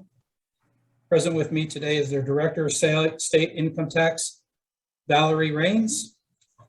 T-Mobile is requesting the sales and use tax abatement, modified business tax abatement, and a personal property tax abatement. T-Mobile USA will have a capital equipment investment of $5 million. They will hire 69 employees within the first 24 months of operation at an average wage of $26.68.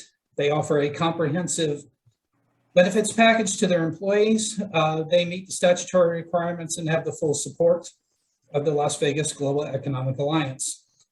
T-Mobile USA is a communication services company. Its advanced 4G LTE network delivers outstanding wireless experiences to 77.2 million customers. T-Mobile is considering opening a new customer experience center. This facility will specifically, be focused on managing corporate contracts. They are not a retail center. I would now like to introduce Valerie to explain the project in further detail and to answer any questions that you may have. Thank you. Great, thank you. Yes, thank you so much, and good afternoon, everyone. We're very excited to be here with you today. First and foremost, I'd like to take a quick moment to thank Governor Sisolak, Secretary of State Sagaski, the Governor's Office of Economic Development, and its board members for placing T-Mobile on today's agenda and for your leadership in economic development. My name is Valerie Sains, and as stated, I'm the Director of State Income Tax at T-Mobile. I'm here today with Matt Darbus, T-Mobile's Senior Director of Corporate Real Estate.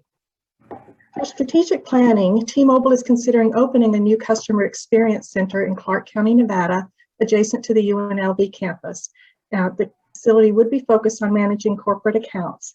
If the Nevada site is ultimately selected as T-Mobile's future home, the location will create a permanent location for over 500 non-retail employees, which were acquired through our Sprint acquisition, and the company would create over 69 new full-time jobs. As one might imagine, a big part of the decision on where to locate this facility is cost, real estate availability, as well as the availability of labor. As of now, T-Mobile is leaning towards a site in Southern Nevada. While the company has many factors to consider during site selection process, the potential value of any tax incentives offered by a jurisdiction will be a critical factor in mitigating project cost.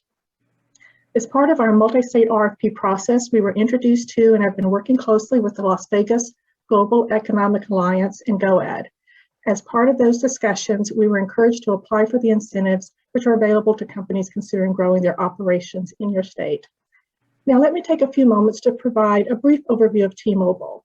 As a leader in the wireless communications industry, the company focuses on delivering a transformative 5G network and the best value to its customers nationwide through excellent customer service, outstanding wireless experiences, and innovative products and services. T-Mobile has embraced its obligation to responsibly operate its business in a way that focuses on people, the environment, community, and product sourcing. Through strategic philanthropy, programming, and volunteerism, T-Mobile is committed to serving the communities where it operates. Specifically, a few ways T-Mobile is doing this include, in 2020, launching Project 10 Million as our commitment to close the homework gap. The company is supporting learning online and in classroom with free internet, mobile hotspots, and at-cost devices for millions of underserved student households over 5 years. In addition, T-Mobile announced in 2021 3 new programs to give students, tech professionals, and business owners access to valuable financial, educational, and career development resources: Magenta Scholars, Next Tech Diversity Program, and Magenta Edge. And lastly, T-Mobile provides annual internship opportunities for students pursuing bachelor's, master's, or MBA degrees, and in 2020 launches an apprenticeship program in Nevada to place participants on a year-long journey to gain skills through hands-on experience and step-by-step coaching to help open up career opportunities and build a diverse workforce. Assuming the incentives T-Mobile is requesting are granted and Nevada selected for the project location, we anticipate the project would start by creating and sustaining 69 high-paying jobs over 2 years. This work is anticipated to occur at our site and will be critical to enabling these broad economic and social impacts. With our developer, we estimate an investment of $26 million in capital expenditures and machinery equipment, furniture fixtures, and the necessary IT equipment. Our experience here in Nevada has been a very positive one. With your help, T-Mobile is looking forward to a long and mutually beneficial relationship. In conclusion, Matt and I would personally like to thank all of you for supporting our endeavors and for your time and consideration today. And we're happy to answer any questions you may have. Thank you. I appreciate the presentation. Do we have any questions? I know you're going to get a question about, you said you're leaning towards Nevada. Yes. What does that mean? Valerie, I can take that. Thank you, Matt. We have a national growth strategy tied to frontline jobs. We already have a presence, a large presence in Nevada. And one of our considerations is this a good place for us to grow? The incentives we're talking about here and the board's support and what we're doing is very meaningful in our decision making. And so again, based on what you guys say here, we'll take that back and build our business cases around it. Okay. Do I have any questions of this applicant? Governor, this is Dana Bennett. I have 2 questions. Go ahead. I'd like to follow up actually on your question about whether Nevada will be the choice in the end. Do you have a timeline in mind for when you will be making that decision? Yeah, very rapidly. This is something we're moving on. We are deep into the site selection process. We have LOIs in place in a site in Nevada. So we are ready to move, again, based on the decisions that we get here. Great, thank you for that. My second question, it's not directly related to the presentation that we just heard, but I am curious. Will T-Mobile be expanding its network in Nevada? There are places in Nevada, particularly out in my area, where T-Mobile is not an option. Thank you. I'm going to answer that somewhat ambiguously, but we are investing heavily in the state, and we are always looking to expand our network. And rural and hard to reach areas are a priority for our organization. Don't know, Dana, where you live specifically, but we're happy to take recommendations. Great, thank you. I'm in very rural Elko County. Got it, okay. Do we have any further questions for the applicant?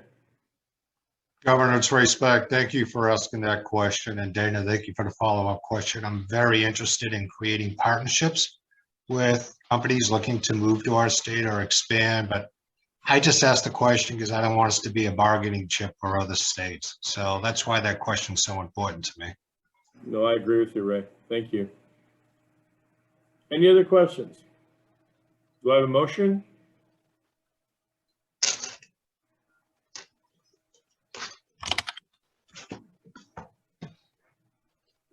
Do I have a motion on this one? Governor, this is Dana Bennett. I think Dr. Havens was moving, but he's muted.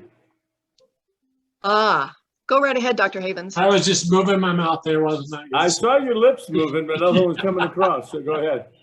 I move that we accept the application of T-Mobile USA Inc. for sales tax abatement, modified business tax abatement, personal property tax abatement, as listed in agenda item 8J. Do we have a second? I will second that motion. Dana Bennett. We have a motion and a second on the floor. Any discussion? Jeanette, if you would take the roll, please. Absolutely. I'll call the roll for the approval of agenda item 8J. Governor Sisolak, how do you vote? Yes. Secretary Sagaski? Yes. Thank you. Dr. Weldon Havens? Yes. Dr. Dana Bennett? Yes. Mr. Ray Specht? Yes, I look forward to the outcome. The motion will pass, Governor. Thank you very much. Appreciate it. Congratulations. Thank you very much. Moving on to 8K, Wells Enterprises, Inc. Thank you, Governor. Madam Secretary, Executive Director Brown, and board members. For the record again, Chris Unis with the Las Vegas Global Economic Alliance. I'd like to introduce you to Wells Enterprises Incorporated. Present with me here today is Tom Anderson, Director of Finance, Matt Watkins, Controller of the Henderson facility. Wells Enterprises is requesting sales and use tax abatement, modified business tax abatement, and personal property tax abatement for their proposed expansion in their Blue Bunny ice cream production facility located in the city of Henderson. This expansion would generate a capital investment of over $64 million. This would generate also 87 additional full-time employees in the first 24 months of the expansion. And the wage of those additional employees would be $22.81 per hour. Wells Enterprises offers a comprehensive benefit package to their employees. This abatement application meets or exceeds the statutory requirements for approval and has a full support of the Las Vegas Global Economic Alliance and also the city of Henderson. I'd like now to introduce to you Tom Anderson to explain the project in further details and answer any questions that you may have. Thank you. Okay, Tom, I need to disclose before you get going that I am a big consumer of Blue Bunny ice cream. I did not get my sample prior to this, and I've seen all these pictures here, which is making we'll work on that. We'll work on that. But I'm a big fan of Blue Bunny ice cream, so go ahead. We'll work on that. Thank you. Thank you, Governor Sisolak, Secretary of State Savaski, and distinguished members of the board for considering our application. We're requesting tax incentives to assist in our proposed expansion at our manufacturing facility in Henderson, Nevada. Just a little bit of background. We purchased the facility in 2019. It was actually being closed by our competitor, Breyers. And we purchased the facility and we retained the employee base in 2019. Our company has determined that it's time for us to expand. The ice cream category grew 20% in the last year, and we need to expand someplace in the US. We have a facility in Nevada, we have 2 in Iowa, and 1 in New York. So an important factor for us is what is the optimal location in terms of overall economic benefits. And we love the community that we're in Henderson, and the state of Nevada's and business environment. I'd love to continue to expand in that area. So we would like to invest $64 million in equipment and related infrastructure and create the jobs that were mentioned. And really what we're investing in is 2 things, roughly 5 production lines, and also some additional infrastructure equipment that would actually enable us to not only support those lines, but future expansion for an additional 2 to 3 lines as we grow our business. A little bit of background about Wells. We are headquartered in the ice cream capital of the world, which is Lamar's, Iowa, Northwest Iowa. A lot of you may not know us, but we're the 2nd largest manufacturer of ice cream in the United States. We are family owned. Mike Wells is our CEO, owned by the family, 108 years in business. We have 4 manufacturing locations, over 4,000 employees.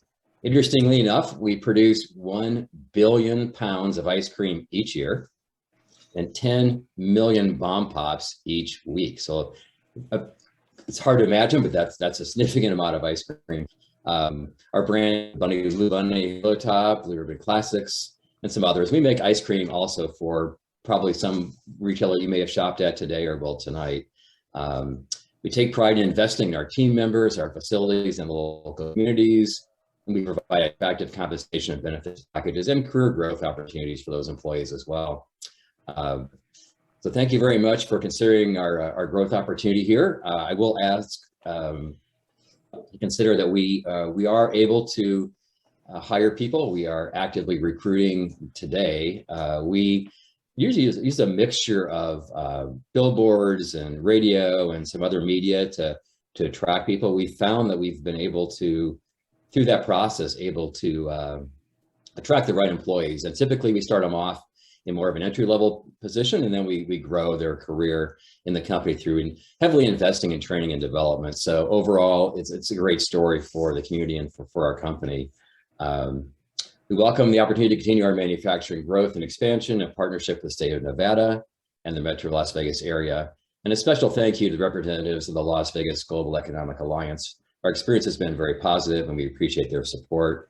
We look forward to your application approval, and thank you very much for your time and consideration. Happy to answer any questions that you may have. Thank you. For those of you who have not looked in the book, here are some of the samples of what they produce. I love it. If you don't get hungry looking at this, I don't know. But if you need some advice or someone to work on your tasting part, I'm happy to volunteer my services. Awesome. Thank you. Do we have any questions on this application? Governor, it's right. I was going to say, sorry, Governor, it's Ray Speck. Just looking at the criteria, I noticed the average wage is under the 2667. However, the unemployment rate that we have in our part of the state, but more importantly, I wanted to thank Wells for coming in back in 2019 and saving jobs in our state, and now they're looking to expand in our state. So appreciate the partnership and look forward to watching the growth and watching the new flavors coming to the governor in the future. It's got it. And bomb pops are really popular when I go to schools and take popsicles. Let me tell you something. Kids love those bomb pops. Awesome. Awesome. Do I have a motion on this item? Governor, it's Ray Speck. I'll motion to approve Wells Enterprises for the sales tax abatement, modified business tax abatement, and personal property tax abatement. Great. We have a motion. Do we have a second on that motion? Governor, this is Dana Bennett. I'm always happy to second ice cream. Yeah, I am too. We have a motion. To see what you did to us. You got everybody eating, wanting to eat ice cream right now. We got nothing here. We have a motion and a second. Is there any discussion on that motion? Jeanette, could you take another roll call, please? Yes, this is Jeanette Hogan for the record, and I'll call the roll for the approval of agenda item 8K. Governor Sisolak, how do you vote on this approval? Yes to ice cream. Secretary Sagaski? Yes. Thank you. Dr. Weldon Havens? Yes. Dr. Dana Bennett? Yes. Mr. Ray Specht. Yes. Thank you. The motion will pass, Governor. Thank you very much. Congratulations, and Thank always you. looking forward. Awesome. Thanks Thank an you. awful lot, Mr. Henderson. Appreciate it. Thank you. Moving on to 8L, the Kroger Company. Yes, Governor, Madam Secretary, Executive Director Brown, and board members, for the record, Michael Walsh with the Las Vegas Global Economic Alliance. I'd like to introduce you to the Kroger Company. Present with me today is their Director of Economic Development, Rita Williams. The Kroger Company is requesting the sales and use tax abatement, the modified business tax abatement, and the personal property tax abatement. The Kroger Company will have a capital equipment investment of $40.9 million. They will hire 207 employees within the first 24 months of operation at an average wage of $26.53. The Kroger Company offers a comprehensive benefits package to their employees. They meet and exceed the statutory requirements and have the full support of the Las Vegas Global Economic Alliance. The Kroger project plans to manage and facilitate the internal sourcing for approximately 21,000 items currently sourced through locations in Utah and Arizona for the Southwestern region. Las Vegas stores plus New Mexico, Reno, Arizona, and Southern Utah stores will be serviced from the proposed location for this project. I'd like to turn it over to Rita Williams to explain the project in further detail and to answer any questions that you may have. Thank you. Thank you, Michael. And thank you, Governor Sisolak and Secretary Sadowski and the GOED board members. My name is Rita Williams, and as my Economic Development Director for the Kroger Company. We're headquartered here in Cincinnati, Ohio. However, we have operations in over 35 states. So today I want to talk to you a little bit about the project that we're looking at in North Las Vegas.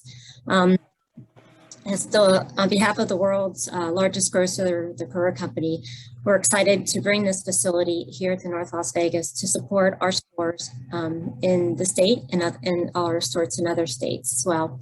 Today we have 44 stores that we operate in Nevada, and we'll be able to have your ice cream and your bread to be sourced at the stores.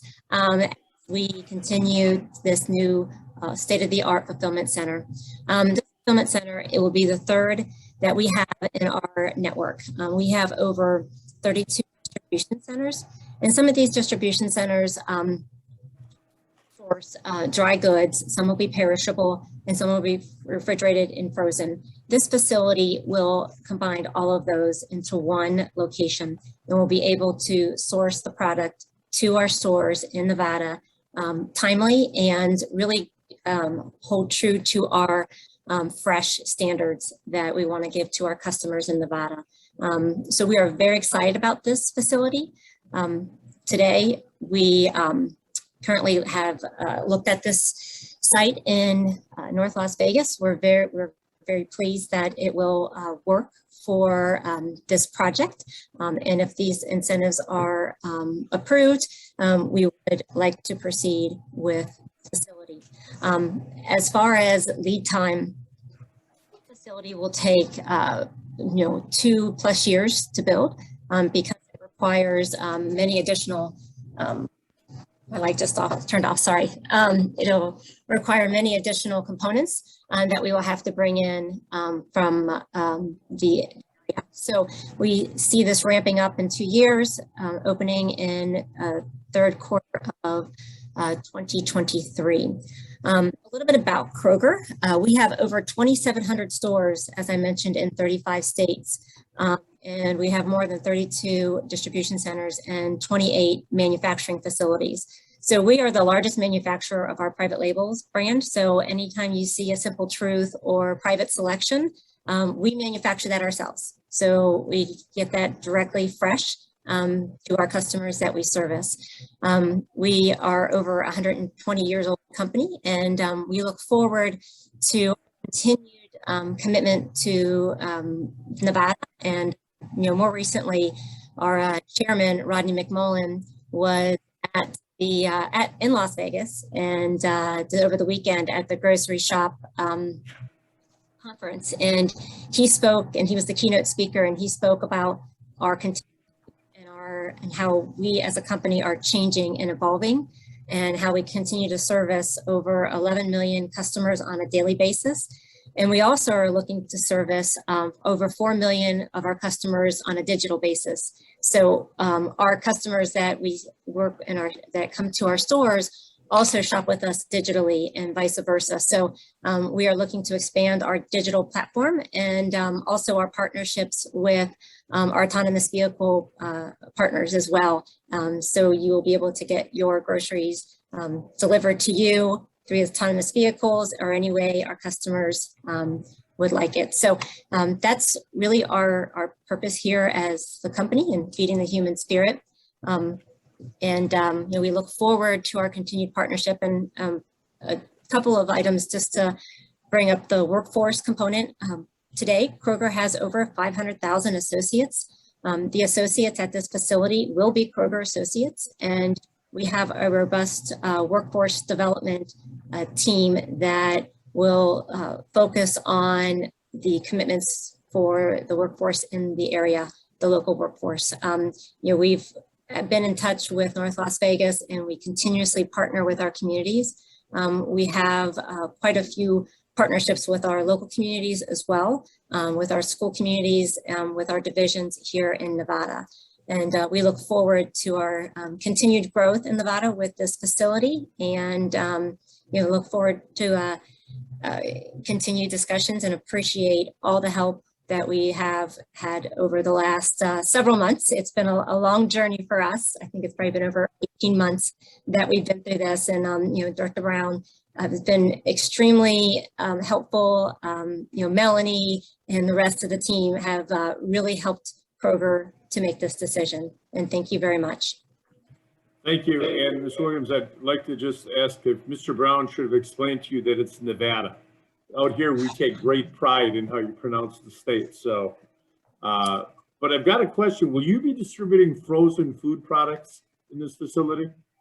That is correct. Yeah, this facility will have our dry goods, ambient, frozen, fresh. It'll have floral. It'll have over 2,800 SKUs. So it will be a full service distribution center. And to that, just for clarification, that would include ice cream, as we that is continue to correct. make Nevada the ice cream capital of the country.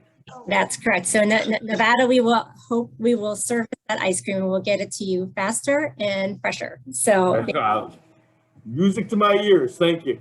Do we have any questions for this applicant? Governor, this is Barbara Sagaski, and I've lived up north on and off for the last almost 26 years, and so I know of Kroger, and I'm glad that you're going to be here, but I think you have been in the Smith stores, correct? Yes, Smith stores Already? it's one of our banners. That's correct. Yes. Okay. And so you're just going to bring in more product into their stores or into more stores?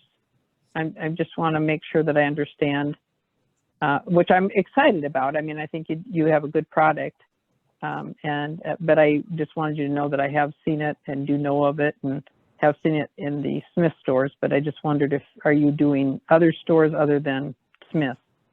Yeah, absolutely. That's a great question. So this fulfillment center or distribution center will allow us to source all of our product and service all of the current Smith stores in Nevada, in the 44 stores that we are currently in the state. It'll also allow us to service stores outside the state. But more importantly, today, how our distribution function is and our supply chain, the stores are serviced from over 7 distribution centers in multiple states today. So we have a dry good facility in a certain area in Nevada, but then we also have our refrigeration in a different state. So how we source the product currently to our stores today, our supply chain, our total supply chain function is in multiple distribution centers. So we look to basically service, having that service out of one facility here in Nevada, as well as increasing the product line that this distribution facility will service. Yeah. And Michael Brown, I might add, Thank you. this facility will service beyond that brand. They'll service the other brands that are within the Kroger family. This is one of 3 centers that are being built in the United States. I kept calling them super centers, but I think they have full line distribution centers. And as in the case of the ice cream company earlier, you can see a pattern building of a location on the East Coast, a location in the Midwest, and a location in the West. And Nevada is very attractive because of our Pacific time zone location and access to the large California market. Do we have any further questions on this application or of this applicant? Do I have a motion? I'll make the motion, Governor. This is Barbara Sagaski for approval of Kroger Company getting a sales tax abatement, modified business tax abatement, and a personal property tax abatement. Great. We have a motion on the floor. Do we have a second? Haven, second. We have a motion and a second. Any discussion? Hearing and seeing none. Jeanette, you want to take the roll again, please? Yes, this is Jeanette Hogan for the record, and I'll take the roll for the approval of agenda item 8L. Governor Sisolak, how do you vote? Yes. Secretary Sagaski, Yes. Dr. Weldon Havens, Yes. Dr. Dana Bennett, Yes. Mr. Ray Specht. Yes.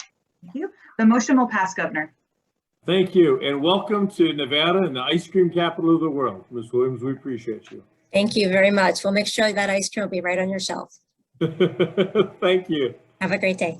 Thanks. You too, thank you. Okay, Director Brown, moving on to item number 9, abatement applications for director approval. You want to go through these one at a time, or how do you want to do this? Yes, we need to go through these one at a time. The RDA will say a few words about it, and I think the company is there for very few words, and then I will simply make the motion under my authority, or I will make the approval under my authority. Go ahead. The first one is 9A, Accurate Manufactured Products Group. Thank you, Governor. Again, for the record, Perry Ursom with the Las Vegas Global Economic Alliance, requesting support for the application submitted by Accurate Manufactured Parts Group. Accurate is a new company contemplating its Western distribution operations in Henderson or the surrounding areas of Clark County that would create 22 new jobs over 2 years and 28 jobs over 5 years, producing an average hourly wage of at least $27.64 an hour. Capital equipment projections total just north of $1 million. This application meets the requirements and has the full support of the Las Vegas Global Economic Alliance. And in attendance today from the company includes Matt Goldberg, President, Linda Thompson, Vice President of Operations and Finance, Joe Frankel, West Coast Regional Manager, and Alex Goldberg, Vice President of Sales. I would now like to introduce Matt Goldberg to say a few words and provide further insight into this opportunity. Matt? Thank you. I'd like to thank Governor Sisolak, the board, and GOED for considering our family business. Although it's smaller than some of the others presenting today, we're hoping that you will consider using incentives to help us expand into the Western United States marketplace from a site in the Vegas area. If we are approved, we will set up in Las Vegas as soon as we can lease space. We're a USA manufacturer of specialty fasteners and industrial accessories headquartered currently in Indianapolis. We've been in business for about 30 years so far, and we have a proprietary system of CNC lathes that we've networked together to produce a lot of different items in small quantities. We are really hoping that we can reach the Western United States from the Vegas area, and hope to do that. Thank you. Do we have any questions on this one for Director Brown or the applicant? Governor, this is Dana Bennett with a question perhaps for Mr. Goldberg or Director Brown. I'm looking at the economic impact over 10 years on the summary sheet, and it says total construction jobs supported 1. And when it comes to construction, that just seems like an odd number. Why only 1 construction job over 10 years? Perry, maybe, I'm not sure why construction job is in there. We're really a manufacturer, so I'm not really sure what that refers to. That would refer to the jobs to build your facility. Okay, well, we're looking to lease space, and we will use local contractors to build it out for our needs. That's all really I can say about that. Yeah, this comes through our modeling system. Perhaps Melanie Sheldon can explain, or Bob. This might just be a modeling matter. That is actually what we do take into account also is building costs if making building improvements. And the company has projected it may make around $100,000 worth of building improvements. And that's where that one construction job is then calculated from, Dr. Bennett. Great, thank you very much. We will supply that worker with a sufficient supply of bread and ice cream. Not as much worried about the bread as I am the ice cream, but okay. So there's no more questions, Governor. I would approve Accurate Manufacturing Products Group for a sales and use tax, modified business tax abatement, and personal property tax abatement. Okay. And we would move to the next one. Thank you. Item number 9B, Northern Nevada 3PL LLC. Governor, this is Stan Thomas. Up for the record, Stan Thomas with EDON. It's Secretary of State and fellow board members. It's my pleasure to introduce to you Northern Nevada 3PL LLC. They're going to come to Fernley, Nevada, a rural area that really needs the jobs. They're planning to build 450 to 500,000 square feet of warehouse, distribution, e-commerce operations. Bear Paw is part of a Bear Paw Shoes organization, and the folks who are here will explain a little bit more what they do. I have John Ritchie, the general counsel, and Angelique Murillo, their CFO and COO. They are planning on hiring 30 people in the first 2 years and 60 people in 5 years, with a little over $2 million of capital expenditures. They're applying for the sales tax abatement, modified business tax abatement, and their personal property tax abatement. I'll let these guys explain a little bit more about their company, but they have a healthy healthcare package, and they're covering 91% of that premium. So hopefully they'll talk a little bit about that too. And at this time, I'd like to introduce to you John Ritchie. And John, I'll let you take it. Great. Thank you, Stan. I appreciate it very much. Good afternoon, Governor, Madam Secretary, and distinguished board members. My name is John Ritchie, and I'm here today representing Romeo and Juliet, Inc. and Northern Nevada 3PL LLC. But you may know us better under our brand name, which is Bear Paw Shoes. So our main company was formed in 1990 by Thomas A. Romeo in California. And since then, he's been able to develop 3 global outdoor lifestyle footwear companies or brands, namely Bear Paw Shoes, Stroll Shoes, and Lux de Leon.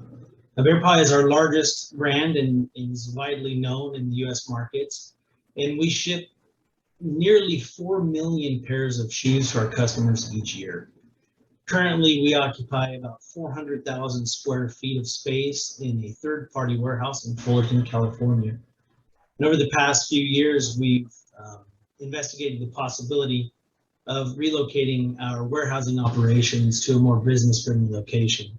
After visiting several sites outside of California, we quickly decided that we would move our warehousing operations, our shipping and receiving and e-commerce activities to the state of Nevada.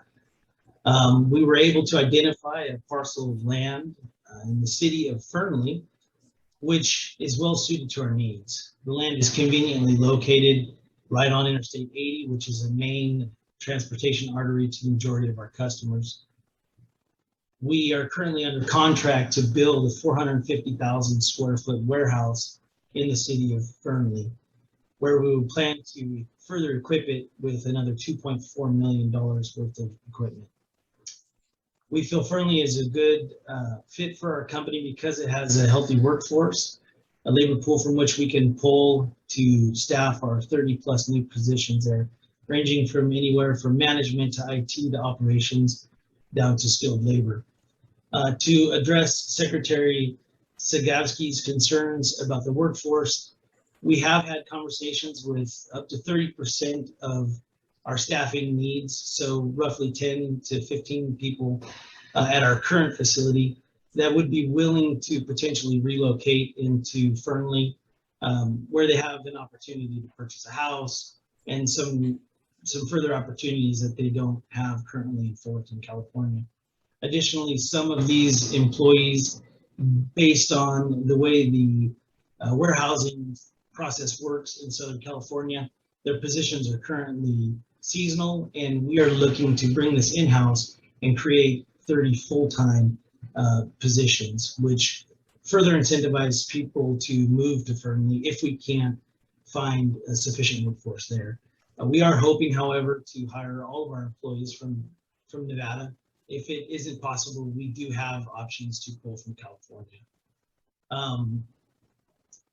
In addition, now I understand our application states that our average wage was $21.83. That's actually based on some older information that we had prior to this application. When we finish construction of our facility, we do plan to reevaluate that number and offer a competitive wage to attract long-term employees. In addition to offering a competitive wage, we offer a highly, a very good benefits package. We pay for that. The company pays 100% of that, our medical, dental, and vision. We also offer 401k matching, 3% safe harbor contributions, and profit sharing. If the incentives before you today are approved, we look forward to moving to Nevada and continuing with our facility. I very much appreciate your time today and your consideration, and I'd be happy to take any questions that you have for me. Thank you very much. Mr. Ritchie, do we have any questions? Director Brown? Okay, with there being no questions, then I would approve Northern Nevada 3PL LLC for sales and use tax, modified business tax abatement, and personal property tax abatement. Okay, thank you very much. To the next one. Thank you. 9C, Ribus Inc. Again, for the record, Stan Thomas with EDON. And Governor, it's my pleasure to introduce to you and the board a company called Ribus.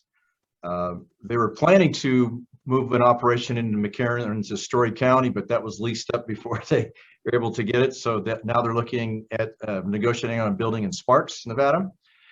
The company was founded in 1992, and they supply natural and organic rice ingredients, food, beverage, dietary supplements, and other products. At this time, I'd like to introduce to you Steve Purse. He's the president of the company. They are applying for sales tax abatements, modified business tax abatements, and personal property tax abatements. Their 2-year numbers are, we'll be hiring 10 people at $27.40 an hour, and in 5 years, 16 people, with a capital investment of almost $2.1 million. And at this time, Steve Purse, president of Ribus, it's all yours. Take it.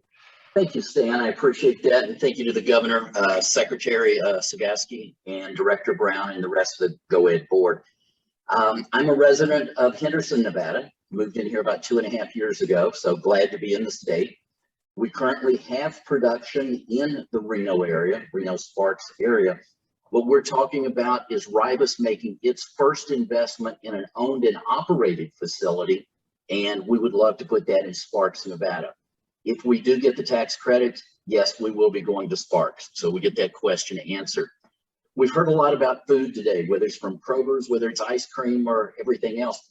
Ribus is that little company that sends in 50-pound bags of ingredients that do go into ice cream, skincare, dietary supplements. I know Now Nutrition is up in Reno, one of our customers, and we're happy to be that small ingredient company that supplies many, many different food and supplement customers that you see on those store shelves. So it's interesting to see how the agribusiness is coming into Nevada. Talking about coming into Nevada, we're using rice byproducts from the rice mills in Sacramento, California. Everything we've got is made in the USA. We're bringing it, and you say, why Reno? We're bringing it into a more tax-friendly state, a more labor-friendly state, and an arid state, because a lot of these ingredients, what will be produced in Reno, is really an anti-caking agent, all natural, replacing synthetic chemical compounds, and is sold all over the world to go into spices, dietary supplements, and food items. Let's see, we are currently using contractors in the Reno area, and would use them as we develop additional capacity. Demand has outstripped the capabilities. We're trying to build this new facility simply to meet demand we've already got on the books for this next year. Also, due to favorable working relationships with EDON and GOED, we're happy to be looking at Nevada. A question came up about our use in water. Ribus is a dry processing facility. We bring it in, we grind it, we do steam sterilize it, package it, and export it to some 40 countries around the world. The amount of water we would use, as Stan and I talked about this, it's just to clean our sterilization equipment would be equal to 1 or 2 car washes each week. So nominal amount of water. People, Ribus, I would call it almost a virtual company. We've got 10 employees now, but we've got distributors covering 24 countries. Our employees today live in 5 different states in the US. As we look to go into Reno, we're looking to hire 10 employees within the first 2 years. Very mechanized and automated system. We've heard about the self-driving cars and everything on this meeting. This would be an automated system. The jobs coming in would be pretty high-paying jobs. We're currently in the process of hiring 2 right now, the senior manager positions. As we get closer to January 1, we will be staffing the computer operators that will do the manufacturing from a tablet computer, as well as some of the operators driving forklifts and loading the trucks. Ribus has been doing this for 30 years. We were first recognized by Entrepreneur Magazine as the Innovators of the Year in the food industry in 1994. Governor Jay Nixon from the state of Missouri, where our headquarters is, awarded us the Missouri Ag Exporter of the Year in 2011. And just about 3 years ago, we were recognized as the fastest growing ingredient company in the dietary supplement space. So our products are being well received around the world from Ribus, and our trademark is the original clean label ingredient company. So Governor, when you eat your ice cream, you will see more ingredients that you can pronounce versus the ones that remind all of us of our high school and college chemistry class. Thank you for hearing me out. Thank you, and thank you for contributing to making Nevada the ice cream capital of the world. Do we have any questions of this applicant?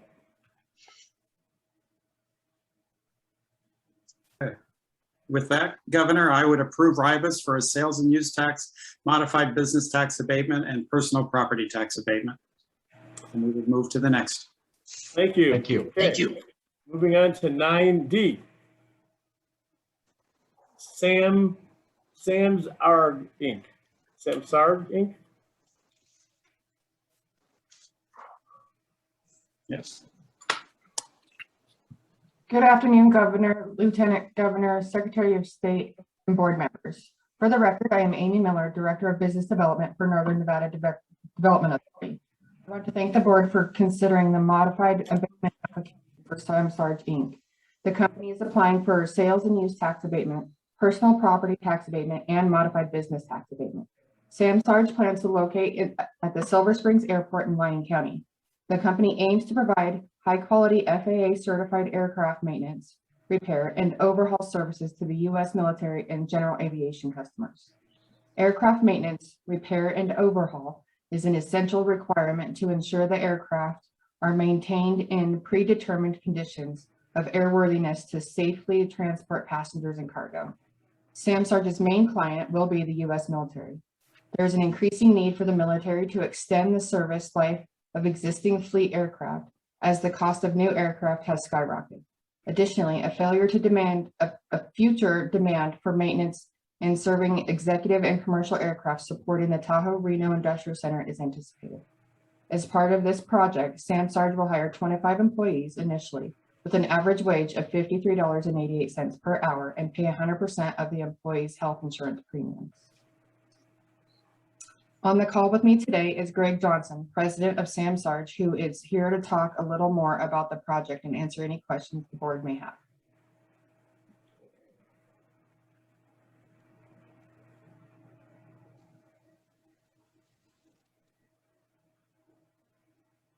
Did you have someone who was going to assist you there, Amy? Greg, are you on?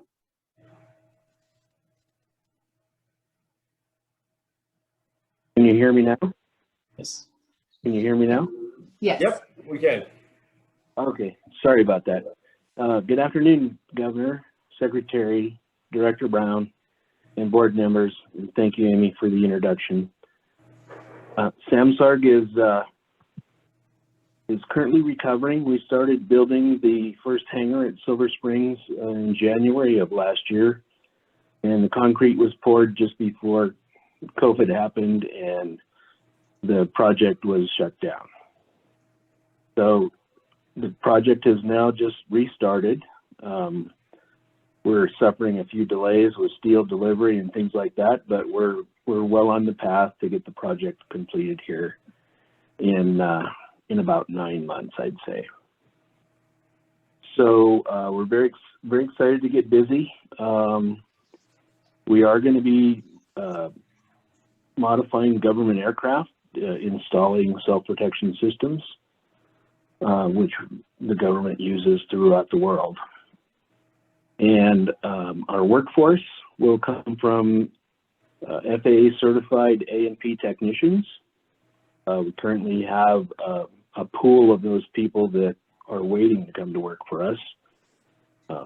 And we also plan to draw from folks that are retiring or coming out of the Naval Air Station in Fallon, who also work on aircraft. So those folks would be coming, from Nevada.